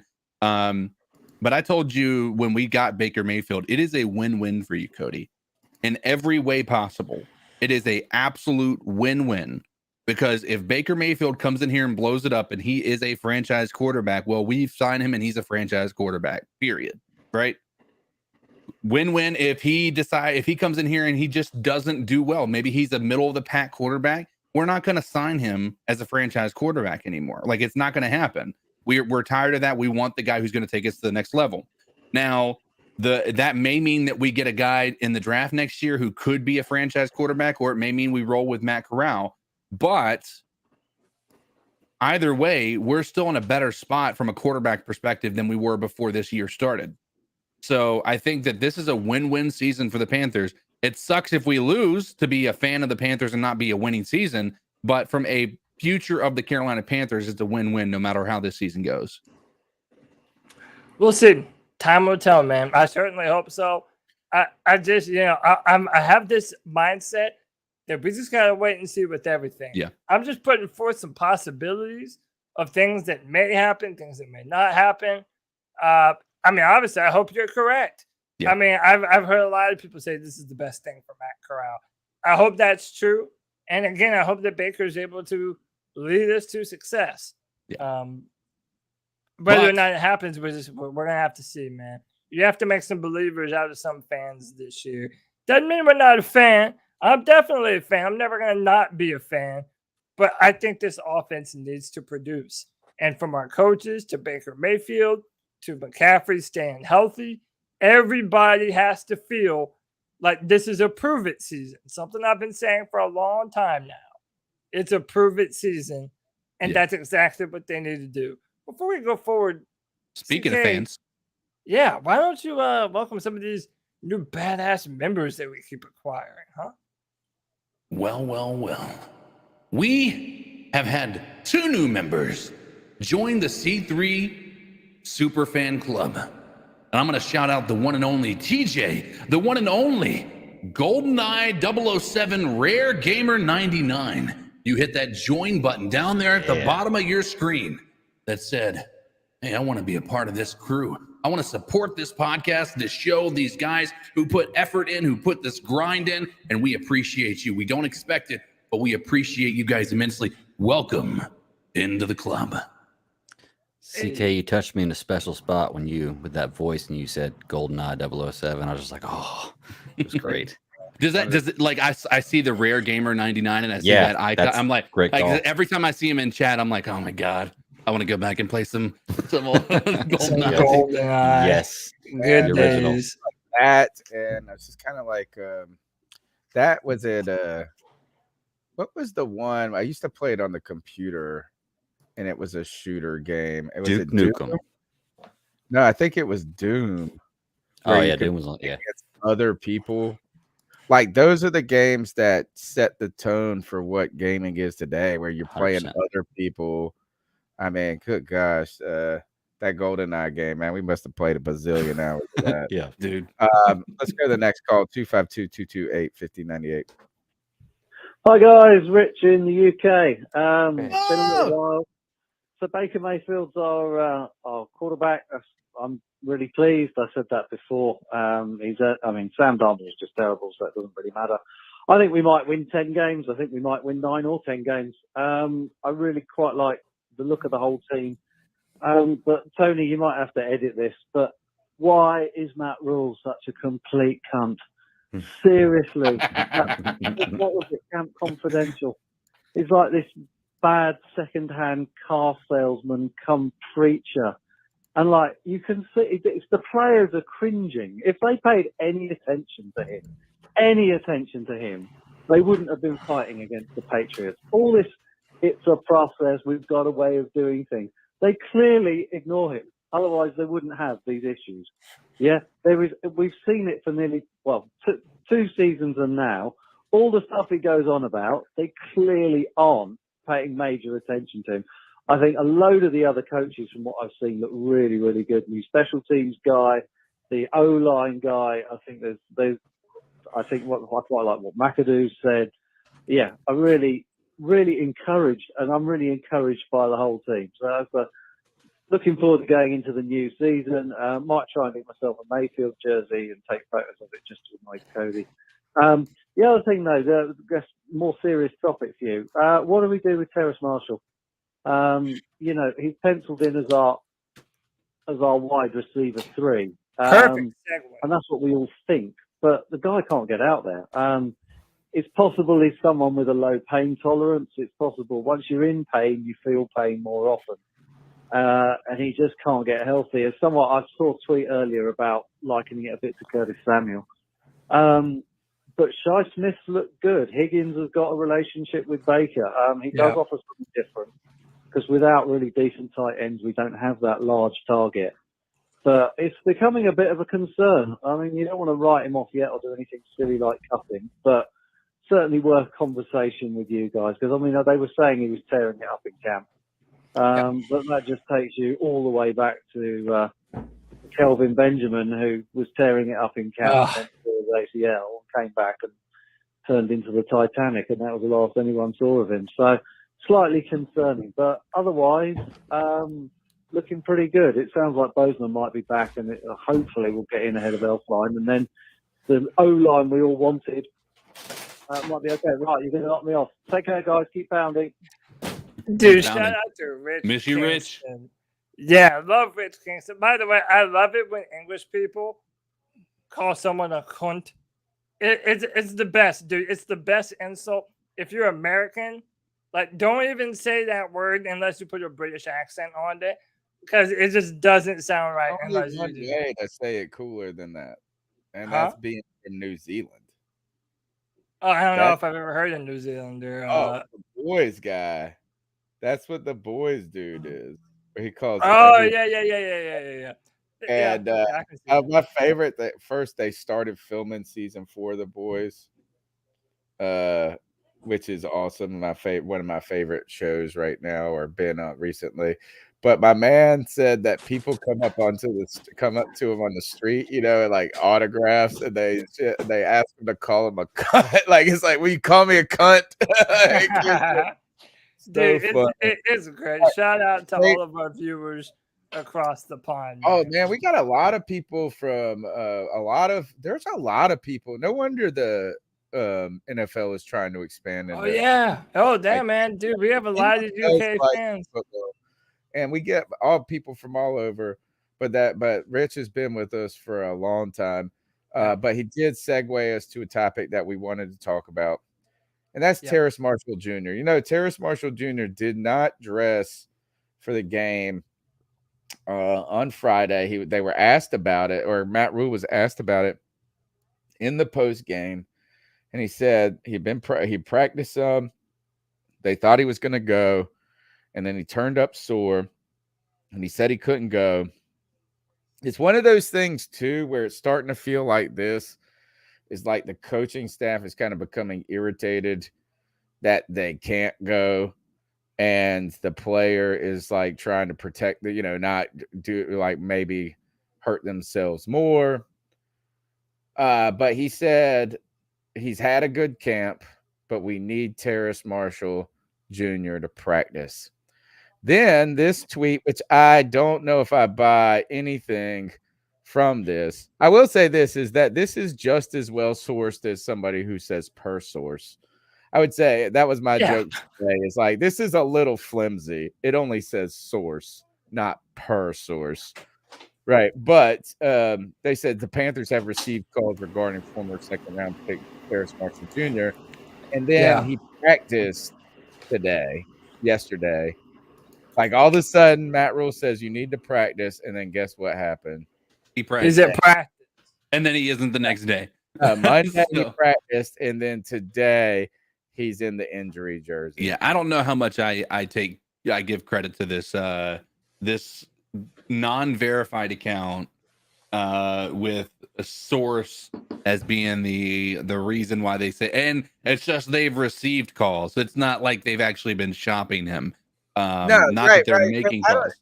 Yeah, is that but it just is, the what this tweet came out, it could be completely manufactured. Right? This could be a troll tweet. But the thing is that like Panther fans have been asking about Terrace Marshall Jr. Then they asked the coach about Terrace Marshall Jr. The coach was not just glowing about the situation. He was like, it was a bleak kind of comment about it. Then he comes out and practices, and then he's immediately hurt again.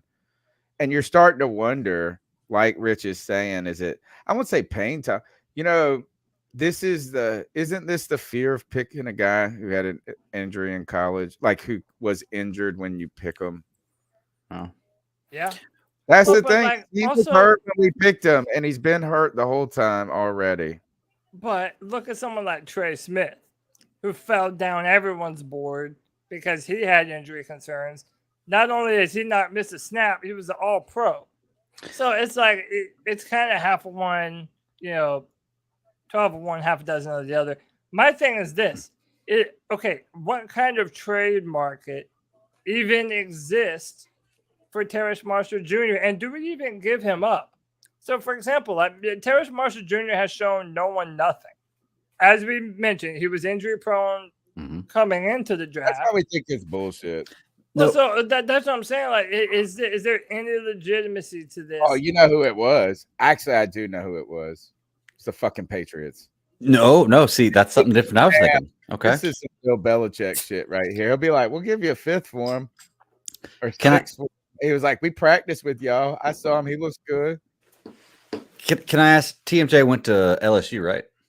Yes, he sure did. Did he Buffalo? play with Joe Burrow? He did. Oh yeah. The They got only two team I could think of that would be interested in a player that hasn't shown anything on the field, not saying he's not good, but hasn't shown anything on the field and been injured, would be a rookie quarterback that had really good success with that wide receiver in his college. Would be a junior quarterback. This is his third year now, but but yeah, he's a younger quarterback. Yeah. Burrow. I mean, he was in the Super yeah, Bowl. not- last yeah, year, sorry. But no, Yeah, what I about mean- Josh Allen? What about Buffalo?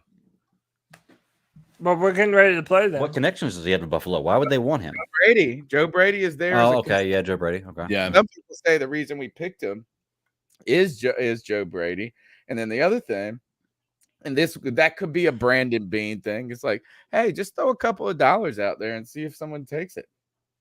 Yeah. So what's a 5th round pick or a 6th round pick if you got a conditional? Like, you know what I'm saying? You might be able to make it up if you get a free agent walk or something like that. Doesn't hurt nothing. But I don't, because you gave up a second for him though. Like, and you gave him 1 year. It hurts us, but the team just saying, Yeah, hey, exactly. Yeah. Like that's like nothing to them. Would All you right, be willing to entertain this? Let's say that it No. was real. No. I mean, let's say that it was real. Like, what deal makes you say yes to this? Nothing above a 3. Yeah, it has to be a 3 or better. Bust, bro. We just need him to not be a bust. Fuck that. Like, we need to just him to work.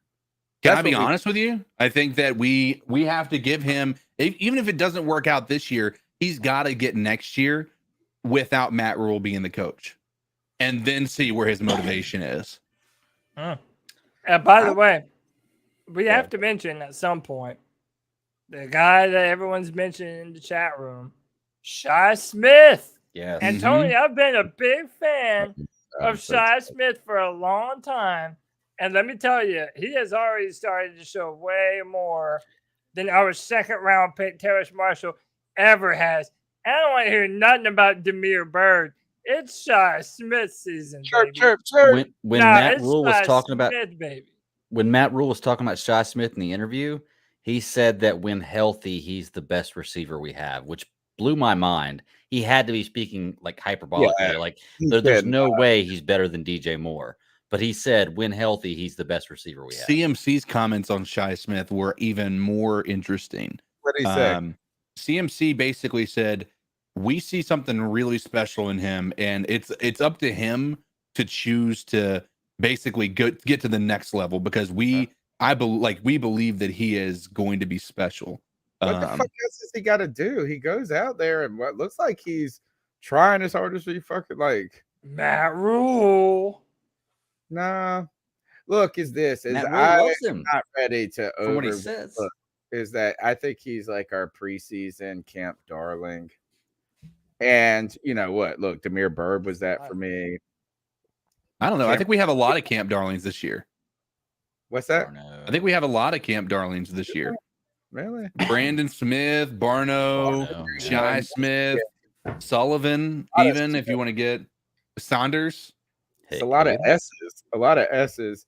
I think though that Higgins is the guy. Yeah, he's the 3. I think he's the clear 3. I mean, he's done. He's played a lot. He's got that connection with Baker. Yeah. Yeah, and I mean, I would love to see like a story like a Shi Smith come and explode onto the scene where you all of a sudden ultimately find a diamond in the rough, you know, who becomes kind of a star or something, and you didn't actually draft them to be that. That would be wonderful. But I would also like for the guys that we thought were going to be good to just be good. And that being Terrace, like, God, you know what? Right now, there's no reason that Terrace Marshall Jr. should be on the team over Shi Smith, though. And that sucks, dude. We need that size receiver. We don't have enough size. You know? No, and that's we why really Zylstra and Shi Smith are important pieces on this team. And Shi Smith, or Zylstra and Terrace Marshall Jr., are important pieces on this team. Shi Smith is just more of a duplication of talent, man. That's the problem. It's like DJ, you know, is like we can't just put 3 DJ Moores out there when we get on the 5-yard line. We need some size. Yeah, I honestly think that size is going to come from our tight ends, which they've been banged up. They need to get back to being healthy. Bombs anyway. We ain't got no. And we're going to need Terrace Marshall Jr. to do something. And, you know, he did get called out by Matt Rule. These are always weird to me because it's like Matt Rule makes it sound like he's like not wanting to practice. Like, oh, he needs to practice. Well, like if you're hurt, you're hurt.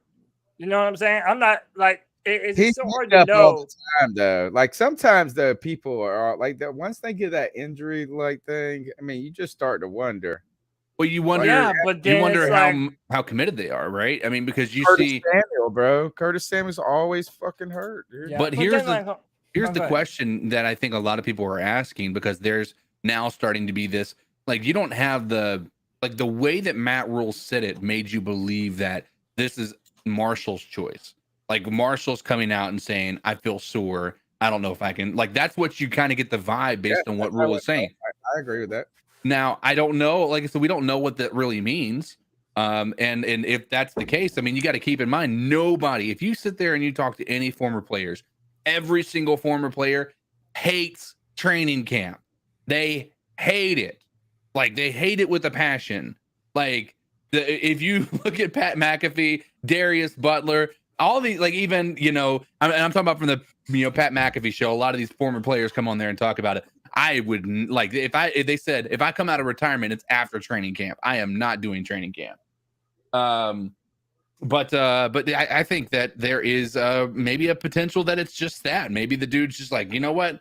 I ain't going to risk getting hurt in preseason or these stupid practices. I know what my job is. I'm going to just, you know, there is that potential, but we don't know.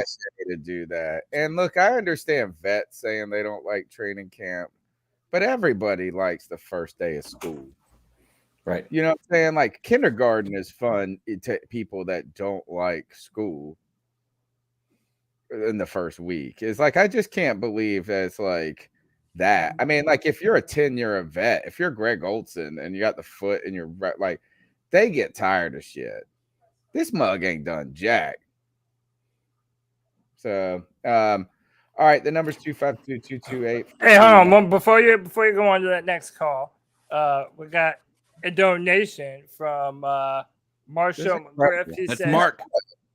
Yeah, he says Baker Mayfield giving me Drew Brees vibe from San Diego. I made that comparison weeks ago. Yep. I made that comparison weeks ago. Remember, I said that. Yep. Baker bottom, baby. Yep. Baker bottom. And that he goes by Mark, is what he said in the chat earlier. So, all right, appreciate Mark. Shout out Mark. Yeah, I agree. With and that. then CK got another new member. Oh, well, hello there, Marcus. Welcome into the C3 Superfan Club. I just want to say thank you for your donation to the show, to the squad, and welcome in to the club. What an incredible turnout. The inner circle growing and growing and growing and expanding. I'm just so blown away by the support. Again, you can support the show by just subbing up, being a part of the conversation, liking it. And I know this sounds like, I mean, I feel like I beg to ask people to thumbs up and share, but it's like one click to just share it on Facebook. Yeah. Like to drop it in Reddit or to drop it on Twitter. And I tell you, I know it doesn't seem like it matters a lot, but it does. Like one person, I mean, I watch the subs grow on this show, and it's one sub at a time. That's it. It's one show, one member. And one of the great things about this is somebody said this is once you join C3, you're a lifer, baby. Oh, yeah. Like, man, the community. It's the community. And you in the chat room are the ones that make the show. You, the callers. I'm like the last on the list on this. My co-hosts make this. It's fantastic. So keep it up, guys. Let's go to the next call. The longest running Panthers podcast and the longest, literally, Panthers podcast. What's up, C3? This is Raleigh Panther calling in tonight to say what's up. I'm going to keep it brief since I know y'all like to keep the pod moving. But got a question for you just to stir up the pot a little bit. I wanted to know, how much of an impact does the coach and coaching staff really make on a season? Can a great roster ultimately outplay the shortcomings of a head coach? I'd love to get that thoughts on that. Maybe even get your take on what the worst coach is to go on the deepest playoff run with the team. I think we got a really talented roster, and I'd like to think that even with Matt Rule being our weakest link, that we can find some success. But I'd love to hear y'all thoughts on that, and I hope y'all have a great night, man. What a good question. What a good Fantastic. question. How much does the coach truly matter? And we hear coaches all the time say, this is a talent-based league. The players, you have to have talent. It's a conundrum, isn't it? This is a weird equation to crack right here. It's like we need Newton or we need Einstein here to figure out the E and the MC squared stuff, because clearly you have to have talent to win, but clearly bad or subpar or average coaches can hinder you, or at least great coaches can bring you over the top, right? I mean, like Andy Reid wins everywhere he goes. It seems like Sean Payton and them reloaded all the time. Now, some of these guys had quarterbacks, but I would say Kyle Shanahan to me right now is the one to look at. Kyle Shanahan has won everywhere he's gone. He's got RG3 to the Pro Bowl. He went and took Matt Ryan to a Super Bowl. Jimmy Garoppolo, right, to a Super Bowl. That to me is a guy who's won without a quarterback. Like, so you don't know. It's easy when you're like, hey, it's Belichick and Brady. But Shanahan and Garoppolo, that's something to it, man. That guy's a genius. So what do you guys think is how much does the coach, and then we apply this to the Panthers, because I have a joke to make about it at the end. So, I mean, I think looking back, so for example, if you were to ask me my opinion on, say, Mike McCarthy, I wouldn't tell you that he's the greatest He head won a coach, Super Bowl. but that's my point, is that, he was fired from the Green Bay Packers. He's now the head coach of the Cowboys. But I do think there are many times in history where an overcoach has kind of been overcome by a better team. White Chocolate mentioned Gruden. A lot of people loved him for a certain amount of time, but now people don't view him anywhere near the way they used to. Kubiak? Gary Kubiak? Kubiak. I mean, there's been a few. So I don't think it's impossible.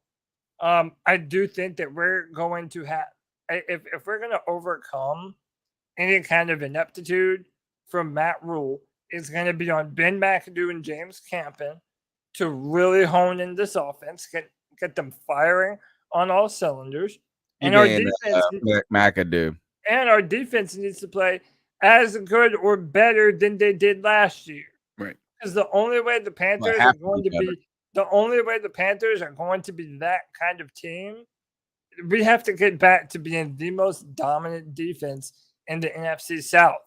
If the Panthers defense cannot do that, then I don't see too many scenarios, honestly, where our offense is able to elevate over who we believe Matt Rule to be. It's probably to the effect of it's great coaches can get you wins. Like, they can give you an advantage, right? Bill Belichick can give you an advantage, particularly on the defense. He knows how to take away what you do best. It's like crazy. He'll be like, dude, you beat us this way. Kyle Shanahan, Sean Payton, right? These guys, Andy Reid, and I know there's some that I'm missing. These guys can make you better. Like, they account for maybe 1 or 2 wins on their own just by their sheer power and will. But maybe the head coach you don't win because of a good coach, but it's hard to win in spite of a bad coach, right? Is because, and maybe this is like Ron Rivera, John Fox, they glue these kind of tough guys. Like, they bring teams together. So like having it would be hard to have a talented roster with a bad coach, like a not very good one, and still keep it together. They have to be at the least competent. Now, I have a wild take that people got mad at me. Mad at you? Yeah, I was on pirate radio. My friends they got so pissed at me when I said this. But this was when we were in the hunt for Deshaun Watson. And I said, my fear was that we go and get Deshaun Watson and we win 11 games. And they were like, what? And I say, because this was at the point where I was at a supreme Matt Rule hate. I had not gone through my Matt Rule forgiveness mode yet. And I did not want a guy to save Matt Rule's job unnecessarily. You know what I'm saying? Like, you won, but it's not because of Matt Rule. It was because you went and got something, that like, and he just happened to be along for the ride. I know, and they got so mad at me. They were like, you won 11 wins? I was like, no, because that means Matt Rule's going to be our coach for another year. But isn't that the same thing with Baker? If you're that out on Matt Rule, that 11 wins under Deshaun. It was how much we were going to give up for Deshaun Watson and this and that. I think I'm kind of, maybe a little bit, but I can't right now. I just want to win. I've given up on that. And I'm just so glad we didn't go after Deshaun now. Like, in retrospect, we just missed. Like, I don't know. Like, do you want to win? What happens if you win 10 games and it turns out that Baker hits free agency, you don't sign him, and then we just are in the dumpster again and we're stuck with Matt Rule? I don't know. Dude, do you know what I say about what ifs? Okay. Ifs and buts. I mean, hey, dude, it's like I really don't think that it's possible to have a bad offense and a bad coach. So this offense is really going to be the determining factor. Oh, you mean and do well? No, like if we're gonna. So, what the question asks, if we're gonna overcome a bad head coach, which I believe you can have great coordinators. You could have great coordinators. That's how you. So that's what I'm saying. Like, our offense, especially compared to the last 2 seasons, we're going to have to see a really big jump forward. And by the way, I want to say something. If Matt Rule does get fired this year and Christian McCaffrey does get hurt again, everyone's going to say, oh, well, it's only because Christian got hurt every year. There's going to be a lot of people saying that. But we didn't, but the thing is we didn't give that same benefit to a guy who in Ron Rivera had gotten us to 3 playoff appearances in a row that never happened for us. A 4th 2 years later. Cam Newton was hurt, and we said, fuck Ron Rivera, get him out of there. Yeah, that Christian McCaffrey excuse is worn its welcome. Yeah. It's time. This is such a, like you said, it's a prove it season for everybody. Mm-hmm.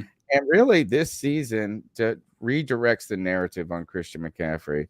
If he gets hurt this year, then the injury prone narrative wins. It's right. All right. If he doesn't get hurt and he's successful this year, then the injury prone narrative is overblown. But nobody is going to go, this is because we would have been good if we had Christian McCaffrey. No, that's not enough. You've already cashed that check twice. Can I ask a question? The bedrock of this topic is combinations with coaches and players and how well one can overcome the other as far as one being good, one being bad, kind of. Yeah. Can you overcome a average or below average coach with a good roster? I think it works both ways though, because like I heard a story today that Tom Brady was supposed to go to the Las Vegas Raiders, that he had the deal almost signed. He was looking for houses there, and Gruden X'd it because great coach, great player. So like, can that work against you as well? Having 2 really alpha males there. Do you need one to be the alpha and one to kind of ride the coattails, or can you have 2 alphas? Is my question, because we're talking about one holding the other down as far as being bad, but does that work the other way with them both being elite? Yeah, I don't know. I mean, there's a lot of different moving pieces to that. If you have an elite quarterback, it can change everything. Mhm. You know, but again, we're still asking that question. You know, we don't Right. That's true. really know if we do or not. So Actually, now I think about it, my question is kind of pointless because we don't have an elite quarterback or an elite coach. yeah, that's what I'm saying. So like, I'm looking at the other side of the coin for no reason. You're Yeah. actually just you're not talking about who's alpha. It's just more spotlight, like who Right. wants the laurels. And maybe you saw some of the problems with that hit New England with Tom Brady and Belichick eventually. All right, let's go to the next call. Hey guys, it's the girl that makes him howl, aka Joey the Blind Panther. And I got a question for y'all. So, actually, it's not much of a question. Sorry about that. It's a statement. I think this quarterback competition shows us that Matt Rule is still Matt Rule. That being said, I'm still optimistic for this season because of our coaching staff, because of Ben McAdoo, James Campen, Chris Tabor, who's really has been looking like the best one at preseason, because that special teams play was pretty good last week. That was the best part of last week. That aside from Tay Hayes' pick six, that was lit. Dude Booker got signed from USFL, App State Warrior. Love that area. Gets himself a pick six. But he probably still won't make the team because Matt Rule is nepotistic. That's a word. I think it is. But if it's not, I don't give a fuck. As I just we used know it. what you meant. But I think girl, Matt what's Rule your is still number? Matt Rule. I think if we win, but the question I had was this. If we have another shitty season, is this going to be something that they look back on and it comes back to bite Matt Rule in the ass? I think it should. I don't know if it will because David Tepper is our owner and David Tepper's an idiot. Anyway, guys, that's my question / statement, and I'll let you hear what you listen to the end of this call for. Wow, wow, wow. And I'll point out there, I believe that's cronyism. Oh, what's that? Instead of nepotism, Yeah, nepotism is family. nepotism is Cronyism is when you're just picking a friend or somebody you like. So, but big time cronyism. Yeah, so tremendous support tonight. CK, I just checked the YouTubes. Rockhead, have we done Rockhead 81? Yes. Well, a couple of them I had gifted the memberships to. Okay. Oh, excellent. So that's when you give. Explain that to me. It's for so basically, do you have the chat up? I have I've got it in the StreamYard. So if you look at the YouTube chat on desktop or on your phone, there's a little $sign where you can do the super chat and the super sticker. Right. Well, now it should say membership gifting as well. And so you can a membership to a friend. Anybody, you could do like 50 memberships for $100, and that would give 50 memberships to 50 random people in the chat. Wow. Yeah, that's pretty cool. That's cool. Nice. All right, let's go to the next call. Good evening, C3 Panthers Podcast. Good evening. I love that. A couple of weeks ago, I called in order to address the true quarterback controversy in Carolina, that being who is the most handsome quarterback out of Matt Corral, Sam Darnold, and Baker Mayfield. And looks like you all owe our boy Baker an apology now that Sam is out, now that Matt is out.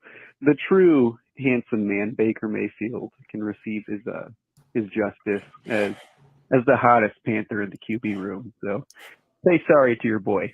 Thank you. I Have a will wonderful not night. apologize to someone about that when I call myself a Baker Bottom. Fair point. Is he really that handsome? Like, I don't know. You know what? I think he's like one of those like you're not the traditional, like you're not like the greatest looking person, but you're good looking, and he's got He's not pretty handsome. Right. Yeah, he's got You know? like a gap, so he's kind of got like he's unique. He's like Jennifer Garner from Dirty. He's like, but this call makes me uncomfortable. Hey, dude, we're allowed to talk about handsome men, you know. I mean, and I'm so comfortable in my sexuality, Yeah. and like I ain't worried about that. I'm more worried about my marriage working, dude. The Dude. next call is 252-228-5098. Oh yeah, my name's Aaron. I figured I asked this question. We I see we have the talent on offense, and I know we got the talent on defense. But do you really think that we are able to go to the playoffs? Like, what is our high and what is our low? Just figured we asked that. Anyways, keep pounding. Y'all gotta tell you, I didn't even get it. What is his name? he's asking what if we really think we can make the playoffs. Like what are our chances? Oh, CK, did you run your simulation? No, not yet. I was gonna wait until We're next gonna week. we're gonna do it before the season. Oh, okay. Playoffs. Playoffs? Possible. You know what? Is that ultimately I think this is like we're one of those teams that can be good, mediocre, or bad. And maybe that's every team in the NFL. But there's a chance. Look, I know people say this is that so many teams last year backed into the playoffs with like a 9-8, like record. Don't let last year dictate how this year is going to be. There could be a chance, it could take 11 wins to get in. Or it could be that 8-9 win season. Right. Are we going to win the division? That's the first question. And that's a good question. It's not impossible, right? It's like everybody is just saying that the Bucks are going to be great and they should win it. The Bucks should win it. We're third in line right now. Okay. It's Bucks, Saints, Panthers, and then maybe even Panthers, Falcons even. But that doesn't mean, you remember the NFC South, how many times it flipped for so long? Mm-hmm. So it's possible to win the division. I don't think it's likely. We were the first back-to-back ones, I believe. Yes. Yeah. I'll be interested to next week. We're gonna go through it again and do our predictions. I want to do one a lot more. of predictions next week. Yes. Yeah, we really need to do a lot. So I'll save it for next week. Yeah. Next week. But before we go any further, CK, we've got another new member, man, and he said just call this man by his first name. Well, well, well. Ladies and gentlemen, boys and girls, them and they, we have one new member of the C3 Superfan family. Algernon, welcome into the squad, the club, the elite group of humans who have decided to support the show. Thank you so much for the support. Again, welcome to the club. Welcome to the club. Guys, you have our promise. We're going to have more emojis on the way. Right now, there's only 4. I Hammer promise emoji? you, it's my mission in life to get a bunch of kick-ass emojis so that way we really have a legit fan community and people can get jealous, man. They'll say, hey, how do I get these dope-ass C3 emojis to be dropping in the chat room? This was a great suggestion, a keep pounding drum. Oh, we have to. Good one. We have to. That. So that one's great. We've got the ice cubes. We've got the Baker bottom, right? And what was the other one we got? Oh, the hill. Yeah, we got the hill. Die on this hill, baby. He lives and dies. He lives and dies on the hill. I love it. So, all right, let's go to the other thing is thinking about like the wild card, and then you just got to start thinking about what the NFC is going to look like. Now, that's actually an interesting one because the NFC North really doesn't look fantastic with the Vikings, the Packers, the Lions, right? The East, you got Dallas and Philly, man. Philly's good. Like, they're going to be the dogs this year. Philly might be all right this year. I don't know, though. Yeah, I think they're going to be. That's the team that I think to watch out for. So we'll see. But wild card is what you shoot for, and that's going to be hard. You got to win. We got to get above 500. Next call. Yeah. Winning season. Yes.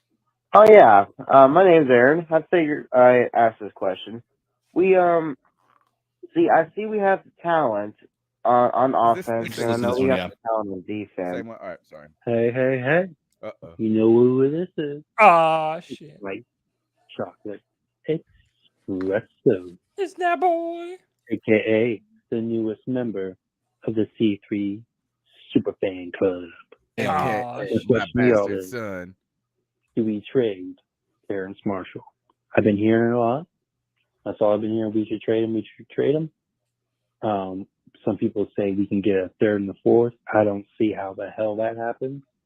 No. Knowing that I think his name was Harry for the Patriots, drafted a year before Marshall, was our first round pick. We went to the Bears for a 7th, and he actually played in games. So I don't know how the hell y'all expect to get a third and fourth or fifth, or even a 6th. You ain't getting shit for But it. that's my question. I am White Chocolate Espresso, and I am out.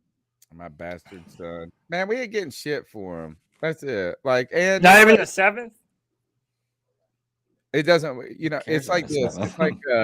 It's like having a stock. All right, so I have this little stock account that I put like $2,000 in 2015, and I just play it kind of like I wanted to play like a fantasy football, you know, like, but not like I was trying to learn and do stuff, but I didn't want it to just be like fake money entirely, because then you don't play it the right way. You do ridiculous shit, and you're like, oh, and then it's like playing poker without money versus money. You play different ways. But I tried to.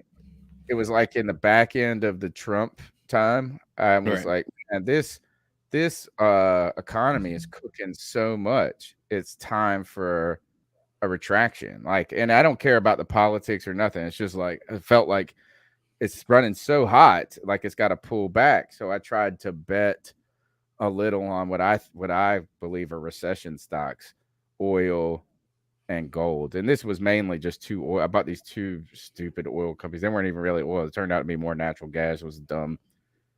But then the economy just smoked for like 2 more years. And these stocks just fucking lost. But you know what I did? I just kept them. I didn't sell them. You know what I'm saying? It's just like this is like, if you sell, you lose. So if we sell Terrace Marshall Jr. for a 6, we lose.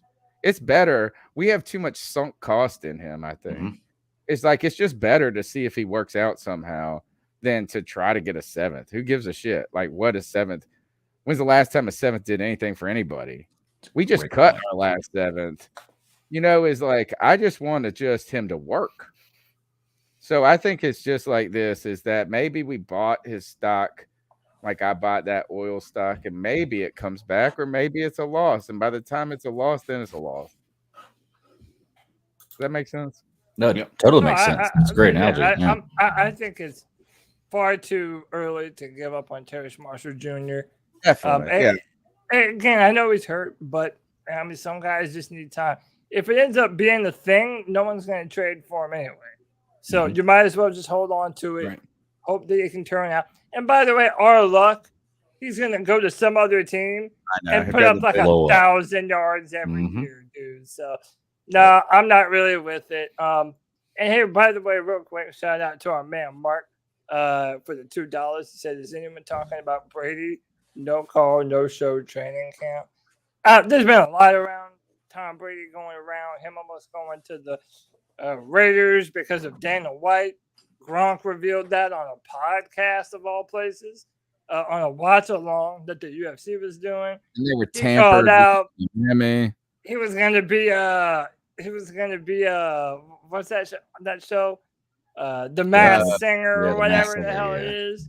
Yeah, a lot of people were rumored about that. I don't know, man. I think they don't need to worry about Tom Brady. They need to worry about the offensive linemen that are going to protect him, because they continue to have problems on that O-line. Joey the Blind Panther said, I wish they had a way you could play NFL teams like the stock market. There actually is, and they've tried to do some advertisement with us, but and when I say advertisement partnership, like in like the affiliates, it's a hard road to hoe if you're just like trying to get people. But you can you buy players and their stock goes up and stock goes down. I just don't know how popular it's ultimately going to be. I'm not going to endorse a product. I'm going to say I won't. I mean, look, I'm a fucking hoe. I will endorse products if you want to. We know you. I didn't for pennies and for something I don't love, didn't think was fantastic. And I didn't. I mean, I was like, I just don't think it would be wildly popular. I didn't want to devote too much, but it's called Symbol, SIMBULL. So you can go check that out, and you can buy players and sell players and teams and stuff like that so you buy basically if you would have bought the Bengals last year before and then you sell them this year, but people always got to be playing too. So I don't know how. I'll be interested to see if it works. They've been doing some marketing and stuff around. All right, next call. Yeah, it's me, C-Dog. I was calling in, man. Long. Just got home from work, but real quick, man. Make sure when you come in here, make sure you hit the like button. Make sure you subscribe. My man. And with that being said, it's a Tuesday, a lovely Tuesday as always. You boys are doing a great show as always, like on Tuesday. But real quick, man, I'm gonna say what I've been saying. A real quick shout out to goddamn G-Baby the motherfucking GOAT. You know what I'm saying? But real quick, man, I don't see us winning 10 games. Look, we're not going to win nothing, but what we've been winning is 5 games, which is Matt Rule's average. You know what I'm saying? But I'm just ready to go ahead and get this shit started so everybody can come back to motherfucking reality. You know what I'm saying? Week one against the Cleveland Browns, I predict that Myles Garrett would get 3 sacks, a forced fumble. I mean, who knows? I'm pretty sure he would love to hit Baker Mayfield and the other players in that defense, But if we can't stop the run week one, it would be a long day. And if you cannot block, if our offensive linemen don't come to play, it would be a long day. But I'm just happy, man. I want this shit to go ahead and get started in week one after the Browns come to Charlotte and bring us back down to reality. I want to hear what everybody has to say there. I can't wait to see Skip Bayless on goddamn Undisputed when Baker Mayfield falls on his fucking face. Because nobody talks about Baker Mayfield except motherfucking Skip Bayless. Everybody else said they don't even see us making the playoffs with him, So it is what it is. I'm just ready to get the year over with, see who the new coach is going to be next season, and maybe get another quarterback. Who knows, With that being said, make sure you hit the like button. Make sure you subscribe. You know what I'm saying? I didn't even cuss this time. I know. Next time, I felt weird. Don't got them. Hit the like button or subscribe. But great show as always. C3 Podcast. Keep doing good shit, and everybody have a great fucking night. Keep fucking pounding. Hey, there we go. There we go. Yeah, now it's a C-Dog call. Look, man, we don't listen here at the C3 Podcast. We do not stifle or depress any positions that you might have. You can be super optimistic about this season, or you can feel like this is a flaming dumpster rolling down a hill made of turds, and you're allowed to think that too, man. A lot of people think that we're doomed with Matt Rule as our head coach and with Baker Mayfield as the quarterback. That's what I'm saying. If you're going to shut people like C-Dog or G-Baby or even my ass, if you're going to shut us up, the Panthers really need to do something this year. Mm-hmm. It's not because we don't love our team. It's because we want the best for our team, and we're tired of this year after year mediocrity bullshit and even less than mediocre. We need something better, and it needs to happen now. I will say, okay, just because you brought up Skip Bayless in this, and I love that show. Look, the point of that show is one is heart and one is head. Okay, so you can. I hate the way Skip Bayless debates sometimes, and I hate a lot of things he says, and he is wrong sometimes. But if you really want to go back and look at things, just if you like that show, look at the Mountain Dew bets and stack those up, and then tell me Skip Bayless is wrong most of the time, because most of the time when he bets on something, he's right. I'm just saying that show is heart versus head, and it's meant to be entertainment. You know, one person saying what you want to hear and one person saying what might be the reality of it. So I don't know, man. Skip is it can be outlandish sometimes, but I'm just saying. It makes Colin Cowherd feel like Sunday lunch. You know what I'm saying? Like, I feel like Colin Cowherd. So Skip Bayless is Sea-Dog cursing, and Colin Cowherd is Sea-Dog not cursing. Okay. I don't know. Like, I don't know. It's like I don't like Skip, man. I mean, I don't know. Don't get me wrong. I don't like. He just says. I'm always shit. on Shannon's side. Yeah. You know who I actually like? Who maybe I won't say like. There's two of them, and they both used to work together for a minute. And they got in a fight in the first month over money. Jason Whitlock, and then the guy who used to outkick the coverage. Marcellus Wiley. No, outkick the coverage guy. Now he's like he's a former lawyer. Clay Travis. Clay Travis. Like those, I like. I mean, Clay Travis is a dude that he makes a lot of people mad. Jason Whitlock makes everybody mad, but he's actually stupid. What a brilliant writer, such a good writer. But he will fucking make you. After like 2016 and 17, he's picking on LeBron's kid now, and shit. It's just like, come on. After 2016 and 17, I just stopped watching any of those shows. It's the last time anybody watched ESPN. Like Undisputed, Fox is first, way better than First ESPN. Take. Yeah, No. Honestly, you know how I see most of them? They pop up on my YouTube. Like channels will take clips of shit that they say and they'll post them on YouTube.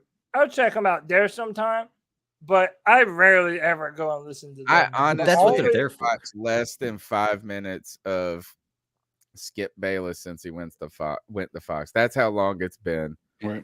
Like I on ESPN cannot remember the last time. Like I just don't get those are the people that and it's not even me just hating. Like I just choose to get different shit. I get that. You know, like I get my shit on like this. Like I watch, like I listen to podcasts. I watch shows. Like for me, I'd spend my time watching Pat McAfee before I watch that. For sure. I mean, Can I say that's the best one to me? I'll be vulnerable here. I've never listened to a Pat McAfee show. Really? Oh, wow. Not one time. Oh, dude, it's so easy too. It's on. Oh, I know it's easy. I just never have, not one time. And it's not that I have anything against it. Like cussing, and it's all making football. jokes about That's weed. the other thing that's cool about it is it's like 98% football with a spread. They're like, we have to not be just football, so now we're gonna do wrestling. Well, I mean, now Pat McAfee is like a super wrestler, like he's in that shit. But it's like I do like football heavy shows. Yeah. You know, like I don't want to talk about NASCAR. Oh, dude, anytime I hear them talking about the NBA, fucking I'm out, bro. I love the NBA, so that's why that show works for me so well. It's either NBA or football. Right. My sports need violence. It needs football, or I need two men Oh, beating the shit out of each other. Before we go to the next call, what about that fight, dude? I didn't. Yeah. Oh yeah, you know. Oh, dude. I heard my boy was telling me that the dude was just working him and owning him, and then he got caught. He was catching his kicks. He was doing everything, and he just went low, and that kick went high, and night. Kamaru Usman, he was breaking a bunch of records at welterweight, was handily beating a guy named Leon Edwards from the UK. I mean, he was winning hands down. He was en route to a unanimous decision victory. And then the final round, Leon Edwards throws a left high kick. Boom, connects right to the head, puts him unconscious. Brand new welterweight champion. See, that's what I need in my sport. I need the threat of a man knocking the shit out of another man until his consciousness flies by. You need to become a hockey fan then. Yes. You know something, Cody? I'm with you on that. Our mission should be to make. But here's my thing with hockey, though. The violence isn't the point of it. The point is to put the puck into the net. Right. Well, that's the point of the NFL is to put the ball across the football. Yeah, but the tackling is the main part, man. Look, I'm not a big hockey fan. Just as physical, if not Especially more. when they fight in the middle of the ice. It's like, dude, either fight or don't fight. You know what I'm saying? Either be a fighter, either be a professional fighter. Oh, stop. Or don't throw punches in the middle of the fucking ice. I'm with Algernon. Boxing is better. Boxing is great. Look, I love boxing. I love UFC, and I love those kind of sports. But here's the thing, Cody, is my problem with it is I have the same problem with soccer. Every time I take the time to watch it, what's supposed to be great, it ends up being a 0-0 tie like in soccer, or it's a decision at the end and the fight was good, but I want to see a damn knockout. And I never get that maybe it's just bad timing for me. Every time I watch something like this, I never get that. It's always a decision. We need to watch some or a fights tie. together then. So look, this year, I'm going to invite you up to my house for a pay-per-view, and we're going to fucking watch some fights, dude. It's going to be incredible. I just we just have to find a way to get. It's kind of like me, this is for NASCAR. I know this is a bad analogy because boxing and MMA are, to me, so much cooler. I like boxing. I like the sweet sides. I love that sport. But it's hard to know the background. You don't meet the people until they're just fighting. Right. So I don't know who is coming up and who is that's the hard part is getting to know the sport in the background. And you're just watching the fight. And you're like, oh, well, this is this. I've never even heard of these undercard guys. It's a great thing. I want to watch it. But I'm who? I don't know how to pick someone to root for and cheer for. But I was telling somebody these guys were going crazy. I was at the bar one day and they were going over this NASCAR shit. And it was just how do you know if they're doing well or not? It's oh, look at that pit stop.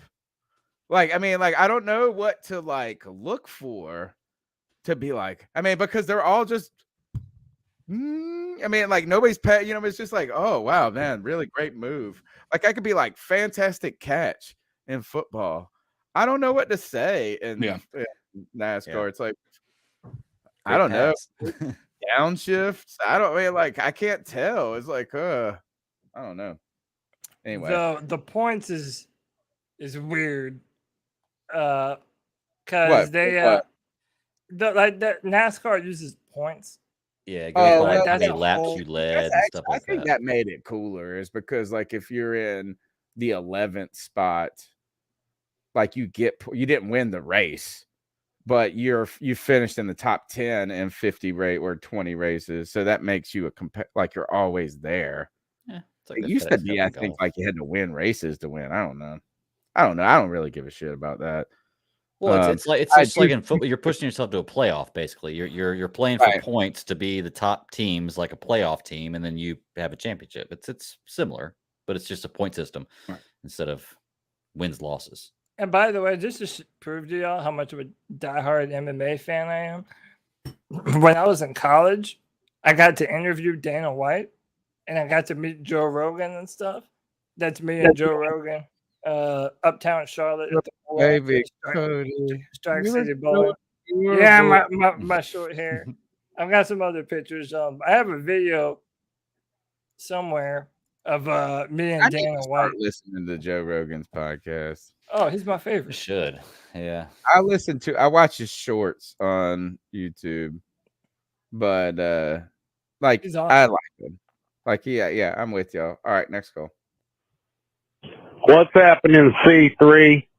I really do appreciate all you guys do.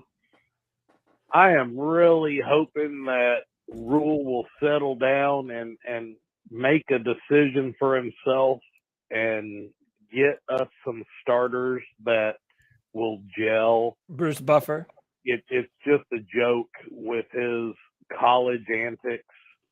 Really tired of it.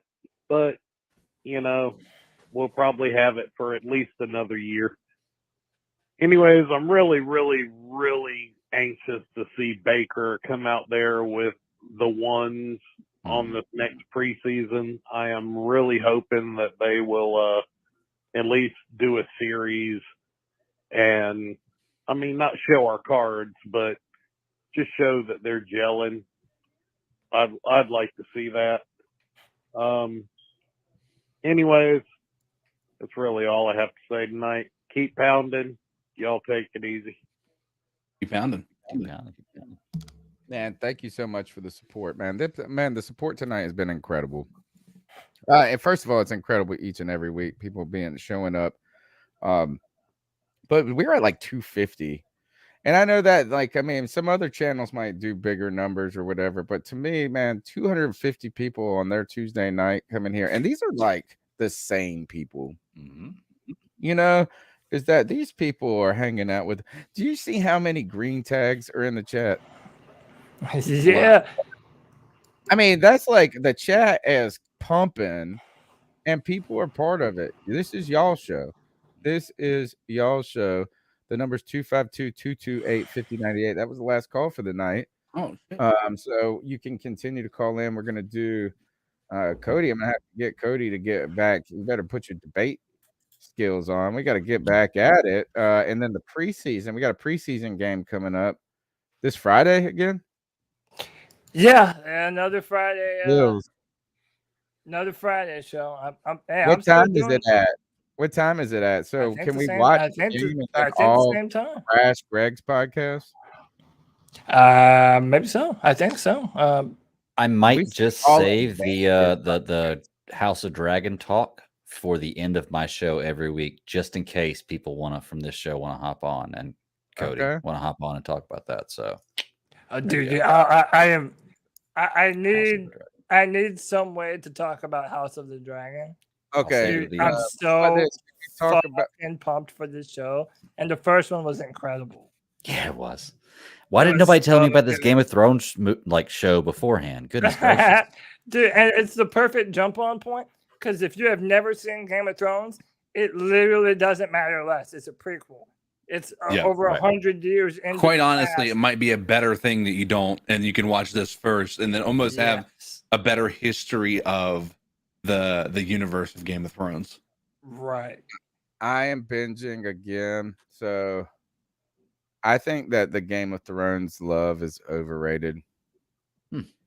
I think I would agree with that for the final season. Yeah, the final 3 seasons for sure. They didn't have the book. They didn't have the books anymore. Yeah, it caught up with the books, and they were writing stuff themselves. So this is odd. I know nobody's going to believe this because everybody wants to be like, "Oh, I was first to the party," but I watched the first episode and the first season of Game of Thrones before it became like blow up. I was like, "Oh, I'm in love with Daenerys right away." Psh, done. You know what I'm saying? And then I mean, because that was the top viewed show in HBO history, I think. Oh, it's the biggest show maybe of all time. So I've read the first 2 books. I think it's up there. If it's not the first one, it's probably up there. Yeah. Here's my hot take, though. It's a good show. It's interesting. It's good. But I do think that they lure us in with naked dime pieces all over the place. 100%. Like HBO does. Yes. Yeah, but like here's the thing is like they're all 12s. Like I'm like, good God. I mean, I can't. I mean, from the Mithril, what's the red bit? The red. Melisandre, the red. Melisandre to the girl that becomes the next queen after. Like, I mean, it's just like banging shit. It's like 12. There's a show if you like that, which I do. I ain't gonna lie. I'm like, dude, is this show really that good, or I just love how good everybody looks in it? Go back and watch Spartacus. Hell, God, yes. Oh my God, hell yes. So I love that show, dude. I thought Manu it was Bennett. It was badass.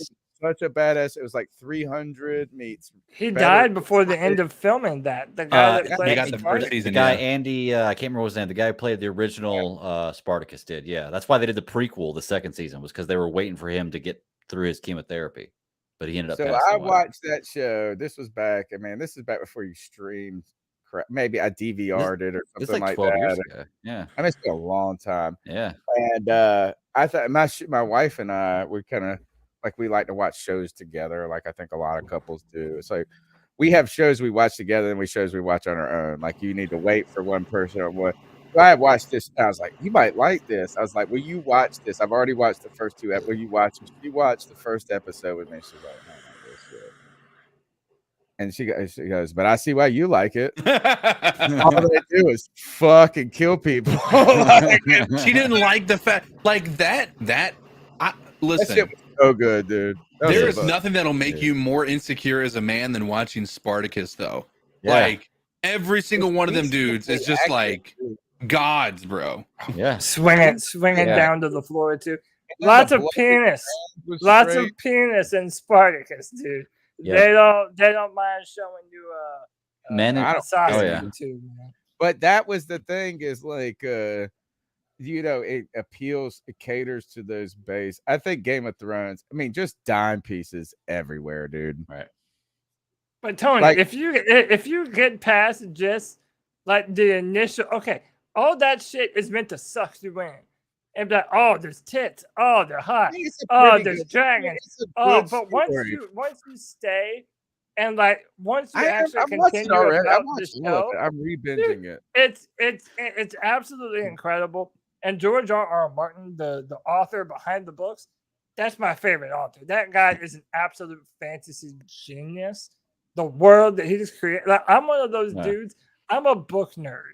I've read all the books more than once. I've got the Fire and Blood book that the new show is based on. I've got the World of Ice and Fire book. Dude, I'm in. You know, like this. I love this shit. It's incredible. Do you know why you're a cool? Be awesome. Do you know why you're a cool nerd, Cody? Because you just associated tits and dragons in the same sentence and about how cool it was, and they excite you. Dude. I was like, okay, that's my guy right there. I mean, that is the best endorsement. That is the best. I will suck it. Dude, the best endorsement for Game of Thrones is, tits and dragons. Comes with some tits and dragons. I mean, it's a good story. It's not the great. And do you remember when we did debate on my take for the worst villain? Yeah. Do you remember like the worst TV villain? And some of the options were, who's the kid, the fucking bratty ass. Joffrey, what a whiny bitch. I just feel like I don't think he can be the worst person when every one of us feels like we could just beat the fuck out of him. You know, it's like, dude, I almost want to say this. It's like, you get my tongue out, motherfucker. Try it.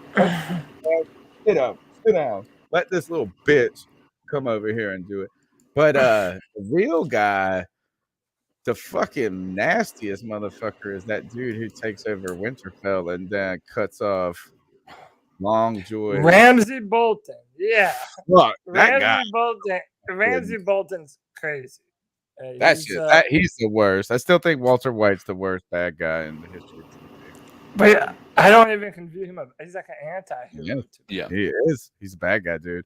All right, so I was going to bring that up, and if I was going to say, here, other hot take about Game of Thrones. Episode 9 of every season is the best. Yeah. Oh, but it's by design that way. It's like, man, I was like, I wish this was the season finale. And then you're like, no, oh, God. episode 9 every year is like the big shebang episode, and then 10 wraps it all up. See, but by the way, everyone needs to be watching House of the Dragon. Yes, you do. I'm going to finish checking out the reviews on Geeks Chasing Squirrels every Friday night, 9 p.m. Eastern Standard. We got to ice some people up, and then we'll get out of here. What do we got left? That's it. We've done all the topics. We've done the cat calls. Let's ice some fools up. That's it. I'm sorry, guys. I know you were like, oh, this show might end early. I was like, no, let's talk about fucking Game of Thrones for 25 minutes. Dude, I'm down. When am I not down to talk about Game of Thrones and UFC? Like I said, I started watching season 1. Like I started on episode 1 on Friday morning. I'm already into, I think I just started season 4. Like I just been binging. Like I would have liked, you know what is another thing, if I could make a couple of suggestions about the show, I would have liked more of the who is the Daenerys, the people that she was, the horse people she was with? The Dothraki. I wish they would have stuck around a little longer. I like the Dothraki. Those motherfuckers were they're badass. They're like, make this bitch eat. He was like this. He watched her eat that whole heart. He was like, oh, I want to fuck you. But dude, if the final moment of the first season of Game of Thrones doesn't give you goosebumps, you don't have a soul. Like, dude, that when she finally brings the dragons, spoiler alert, back into the world. It's the wedding party one. And that is season 3, I think. Yeah, that's the big one that got wedding everyone party is talking. Well, look, I'm telling y'all, you sound like you're into this. I will save the review for House of the Dragon for the end of every show, because last week there was definitely an influx of, I could tell whenever C3 ended, the post-game show ended, because I had a flood of people come into my chat room, and I was like, okay, cool. So we'll save that for the end. Your podcast this week. And then when you guys get done with the House of Dragon, can we request the Spartacus rewatch? I will definitely do a Spartacus rewatch and review with you. Yes, I will make that a show, because I haven't seen that show in years. Just season 1, though. And it holds because up. after season 1, it went to crap. No. Just season 1. Guys. Yeah, it really did. Season 2 was okay, but after that, it was just, ugh. The season where they had to recast, that's when it was like, I just lost. No, it was great, dude. I thought they pulled it off. Nah, I didn't like. I fell off after season 2. On your stuff. All right, all right. Let's ice some people up, Cody. Yep, it's that time.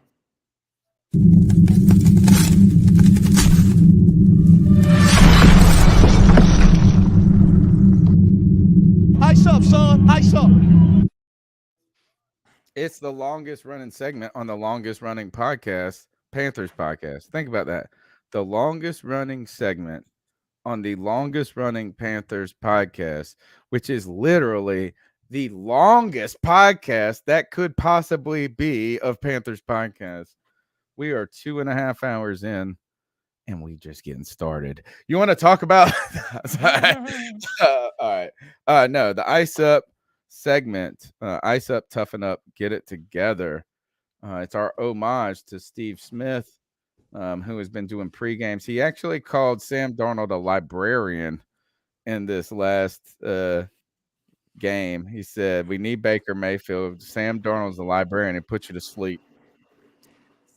This is our homage to the master of shit talkers. He is for your Game of Thrones reference, he's a maester of shit talking. He's got rings for days when it comes to shit talking, and that is Steve Smith. He's always told it true, tells you what's on his heart, and that's what the ice up segment is about. It's where we can delve into any topic: football, life, politics, personal, general, ridiculous. We can ice up anybody we want, including 12-year-old kids in Oklahoma who you've never met, which I have done on this podcast. So you know what? Everybody's fair game. The ice up segment is where we tell someone to toughen up, to ice up, son, to get it together. Who would like to go first? So I'll go first because mine's kind of short and sweet. Before we go, to anyone who thinks that we were just doing nerd talk right there, if you're a football fan and you love football, how are you not a nerd? You're nerding out over football. What's the difference between nerding out over a show and nerding out over sports? I mean, come on, dude. We're all nerds here. Whether you want to admit you are or not, everyone here is a big-ass nerd. But you want to know what the dumbest thing that you can actually do is? It's not being a nerd. It's not watching the C3 Panthers podcast, although that is pretty stupid. But nope, don't fall asleep at the job, dude. Oh, on the forklift, tired. Oh, that sucks. Goodness. Oh, here it keeps going. Damn, Jeff Bezos is on the way. Holy crap. What did you hit? Like, what structure did you hit that Dude, caused that? I'll let it play. He just dozes off. Boom. He's like, oh, shit. Dude, did he get away? If he wouldn't have ran away in time, that could have been bad. Oh, he might be pretty effed up anyway. Yeah, I was like, he got hit by that stuff. Yeah. Yeah, so to that gentleman, maybe get some rest or something, dude. I don't know, man. He's resting. He's resting at home. My advice is to not fall asleep on the job, but to go to sleep on the job. So he fell asleep by accident. If he would have found a nice place to take a nap and he went to sleep, he would have been fine. Nice up. All right, who's next? Nobody? You don't got nothing? I've got one. I'll go. All right. So, okay, I feel like a lot of times politics is low-hanging fruit, but I'm going to do it anyway. So, okay, and I want to first establish, because there was some talk about this in the chat room earlier. I think Locke's Main was who was talking about this. The free Brittany Griner stuff. Like, I am completely for her being free. So let's not get confused about what I'm icing up here. I'm completely for this. What I'm icing up is the vice president, okay, who makes continuous efforts to get her out, which I believe is correct, but doesn't do that for other people, okay, because there are other people who have been in this exact same situation who there's been no fighting for. Not to mention you're a vice president who, whenever you were in California, prosecuted almost 2,000 people for possession of marijuana and have admitted that you smoked and laughed about it. So you're as hypocritical as you can possibly be. And I can't stand seeing this in politics. Instead of trying to free somebody from another country who broke their laws in another country, why don't you work on freeing people in America for the exact same thing you put them away for? So to the vice president, ice up. Okay, nicely done. Way to really bring that around back home. CK, you got anything for us? Mine's gonna be basically I got into a little Twitter dispute with somebody, and it was you guys know I'm not one that normally gets in disputes on Twitter about stuff like this, but I was very logical in my approach. I don't have the screenshots, but basically I was I'd made the statement that it felt as though Matt Corral's progress was hindered by the lack of focus in training camp and in the preseason, with giving him real true reps with quality teammates. And somebody wanted to argue that we weren't making that same argument for Will Grier, and then he said, go ahead and show me. And I said, I was saying Will Grier got better reps than Matt Corral did in his rookie camp. And he said, show me the proof of that. Good, go ahead, I'll wait. So here's my ice up. If you're somebody who wants to throw out the go ahead, I'll wait in an effort to try to make somebody look like they're dumb, do a quick Google search, because I literally found it in 0.2 seconds and was able to screen share the results and the article that showed Will Grier got, and on July 25th of 2018, when he was drafted, so early in training camp, he got second team reps in front of Kyle Allen and Taylor Heineke. Now, there was a battle for the backup, but he was in the middle of that battle. He wasn't listed as the third string the entire time. He got an opportunity. And so if you want to be somebody who wants to throw out those demeaning and very, very clearly in an attempt to try to make yourself look like you're the winner of that argument, just do a quick Google search before you do that. Have you ever heard have you ever heard of the website? Let me Google that for you. Just go. It's like it's called LMGTFY. Let me Google that for you.com. It's awesome. And what it does is, like, you go to it and then it pulls up this screen and you type in whatever your Google search is, and it gives you this link, and you can send it to somebody. And when you sit and they click the link, it just pulls up Google, and it shows somebody typing in whatever that was. So it's like as teachers, we don't send this we can't send it to students, like that would be just like, we get in trouble. But like, people will write you, like they'll send you an email and they'll send this, and it's like literally like the easiest. So and it's called Let Me Google That For You.com. And it is the best. Let Me Google That For You.com. My ice up pick goes to, and this one I feel like I don't have a good one. I feel like I'm letting Dan down. He said, "Did you die or not?" I'm waiting for Tony's "Did you die or not?" Pick tonight because I do. I get a chuckle out of those almost dying ones, and that's messed up. But this one goes out to this guy.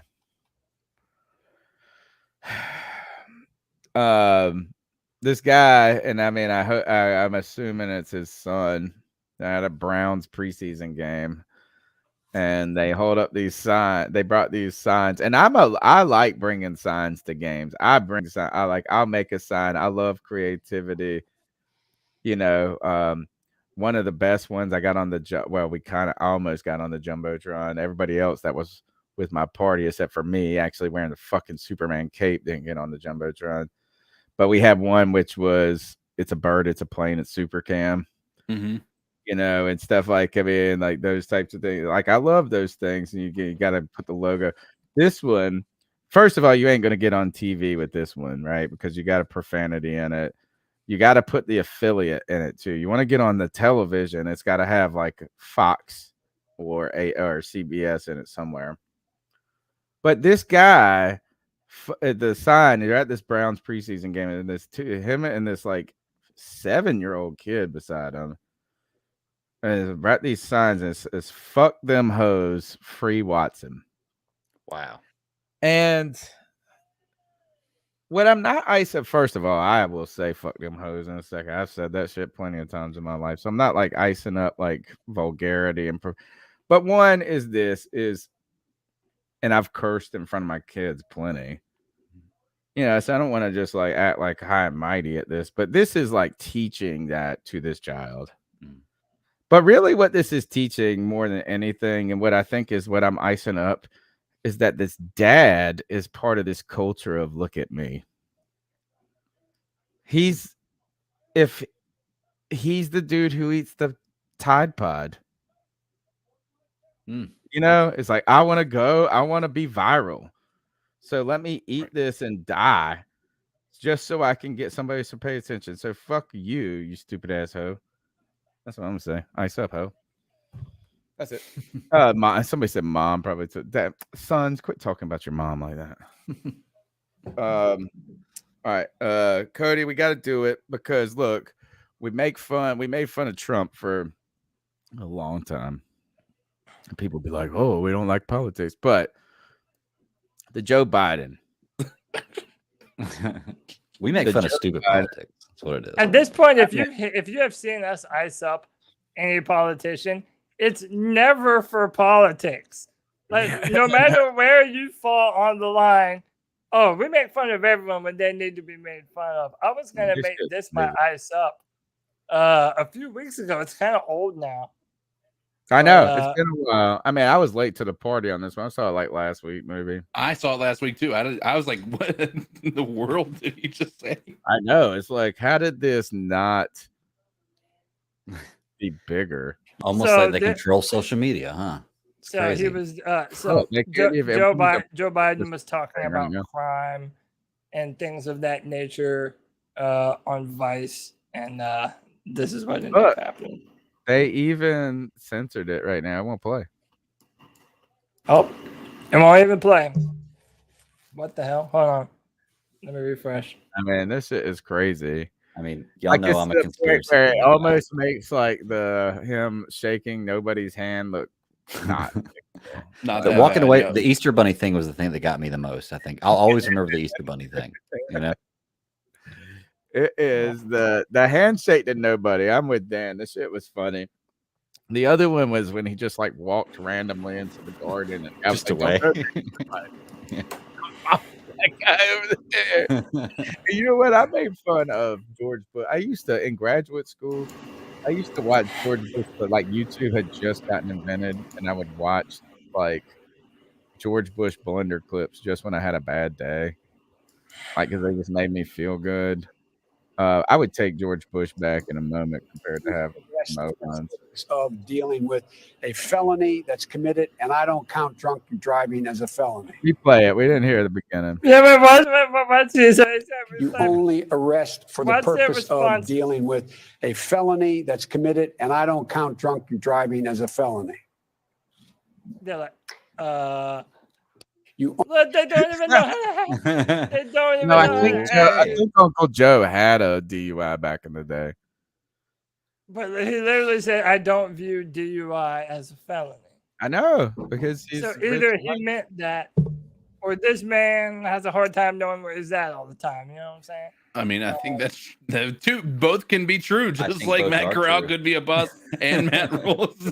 Hey, no, truth sets us free. So this is correct. We shouldn't make fun of the mentally challenged. So let's in not. the immortal words of George Bush, fish and humans can coexist. Yes, we can. Yes, we can, George. Or the best George Bush one was when he was at the OBGYN convention. He said, and all y'all female doctors out there spreading your love. They have people that write for them, don't they? I mean, like, I want to be one of those people. This job seems easy. Good, man. He meant good, dude. He meant good. He just didn't. He's like me. He's like me. Like, we mix our words up sometimes. Like, I mean, we ain't trying to be idiots, but like, fool me once. Yeah. Shame on you. Fool me. A fool man can't get fooled again. You think there will ever be another day where our president just isn't an embarrassment, regardless of whether they're Republican or Democrat? Are we ever going to get a guy that isn't? It depends on your definition of embarrassment. If by embarrassment you mean funny memes on social media and says stupid stuff, yes. But if by embarrassment you mean drives the country into the ground, it's two different things.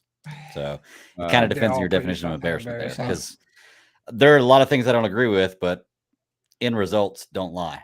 So Yeah, I mean they're all two sides of the same coin, right? But what do I know, dude?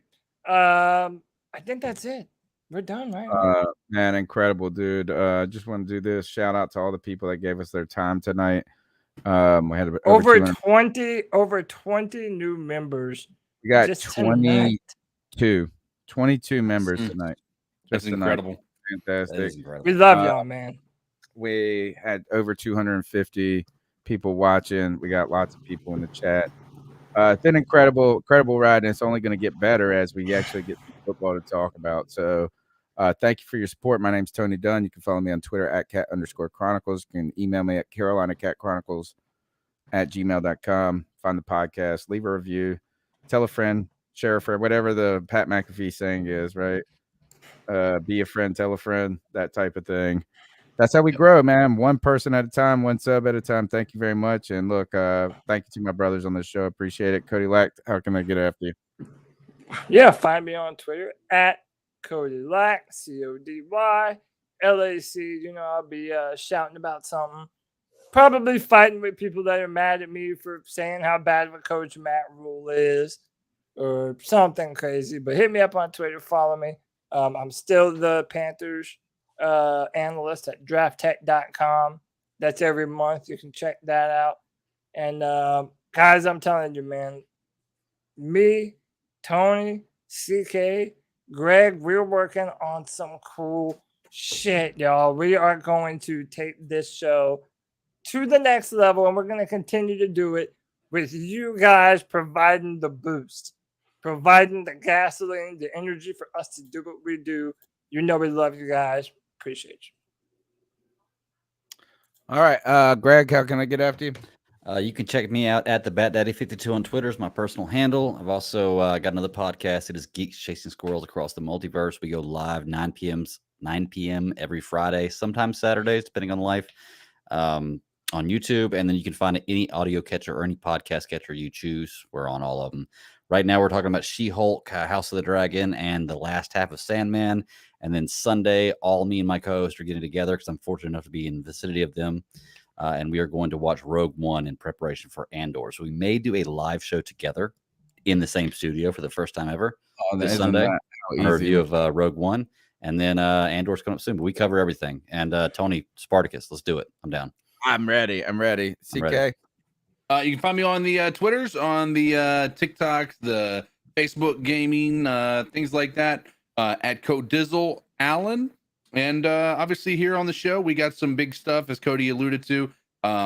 Potentially some new sponsors to talk about come September. So be on the lookout for that. And guys, your support's going to be helpful with those sponsors. Just, if they're once we get them up here, we'll talk more about it. But they're good products, and they're things that we really are going to be able to stand behind and believe in. So, Fantastic stuff. All right, Cody, take us out of here, my buddy. C3 Panther Nation. Until next time, keep pounding.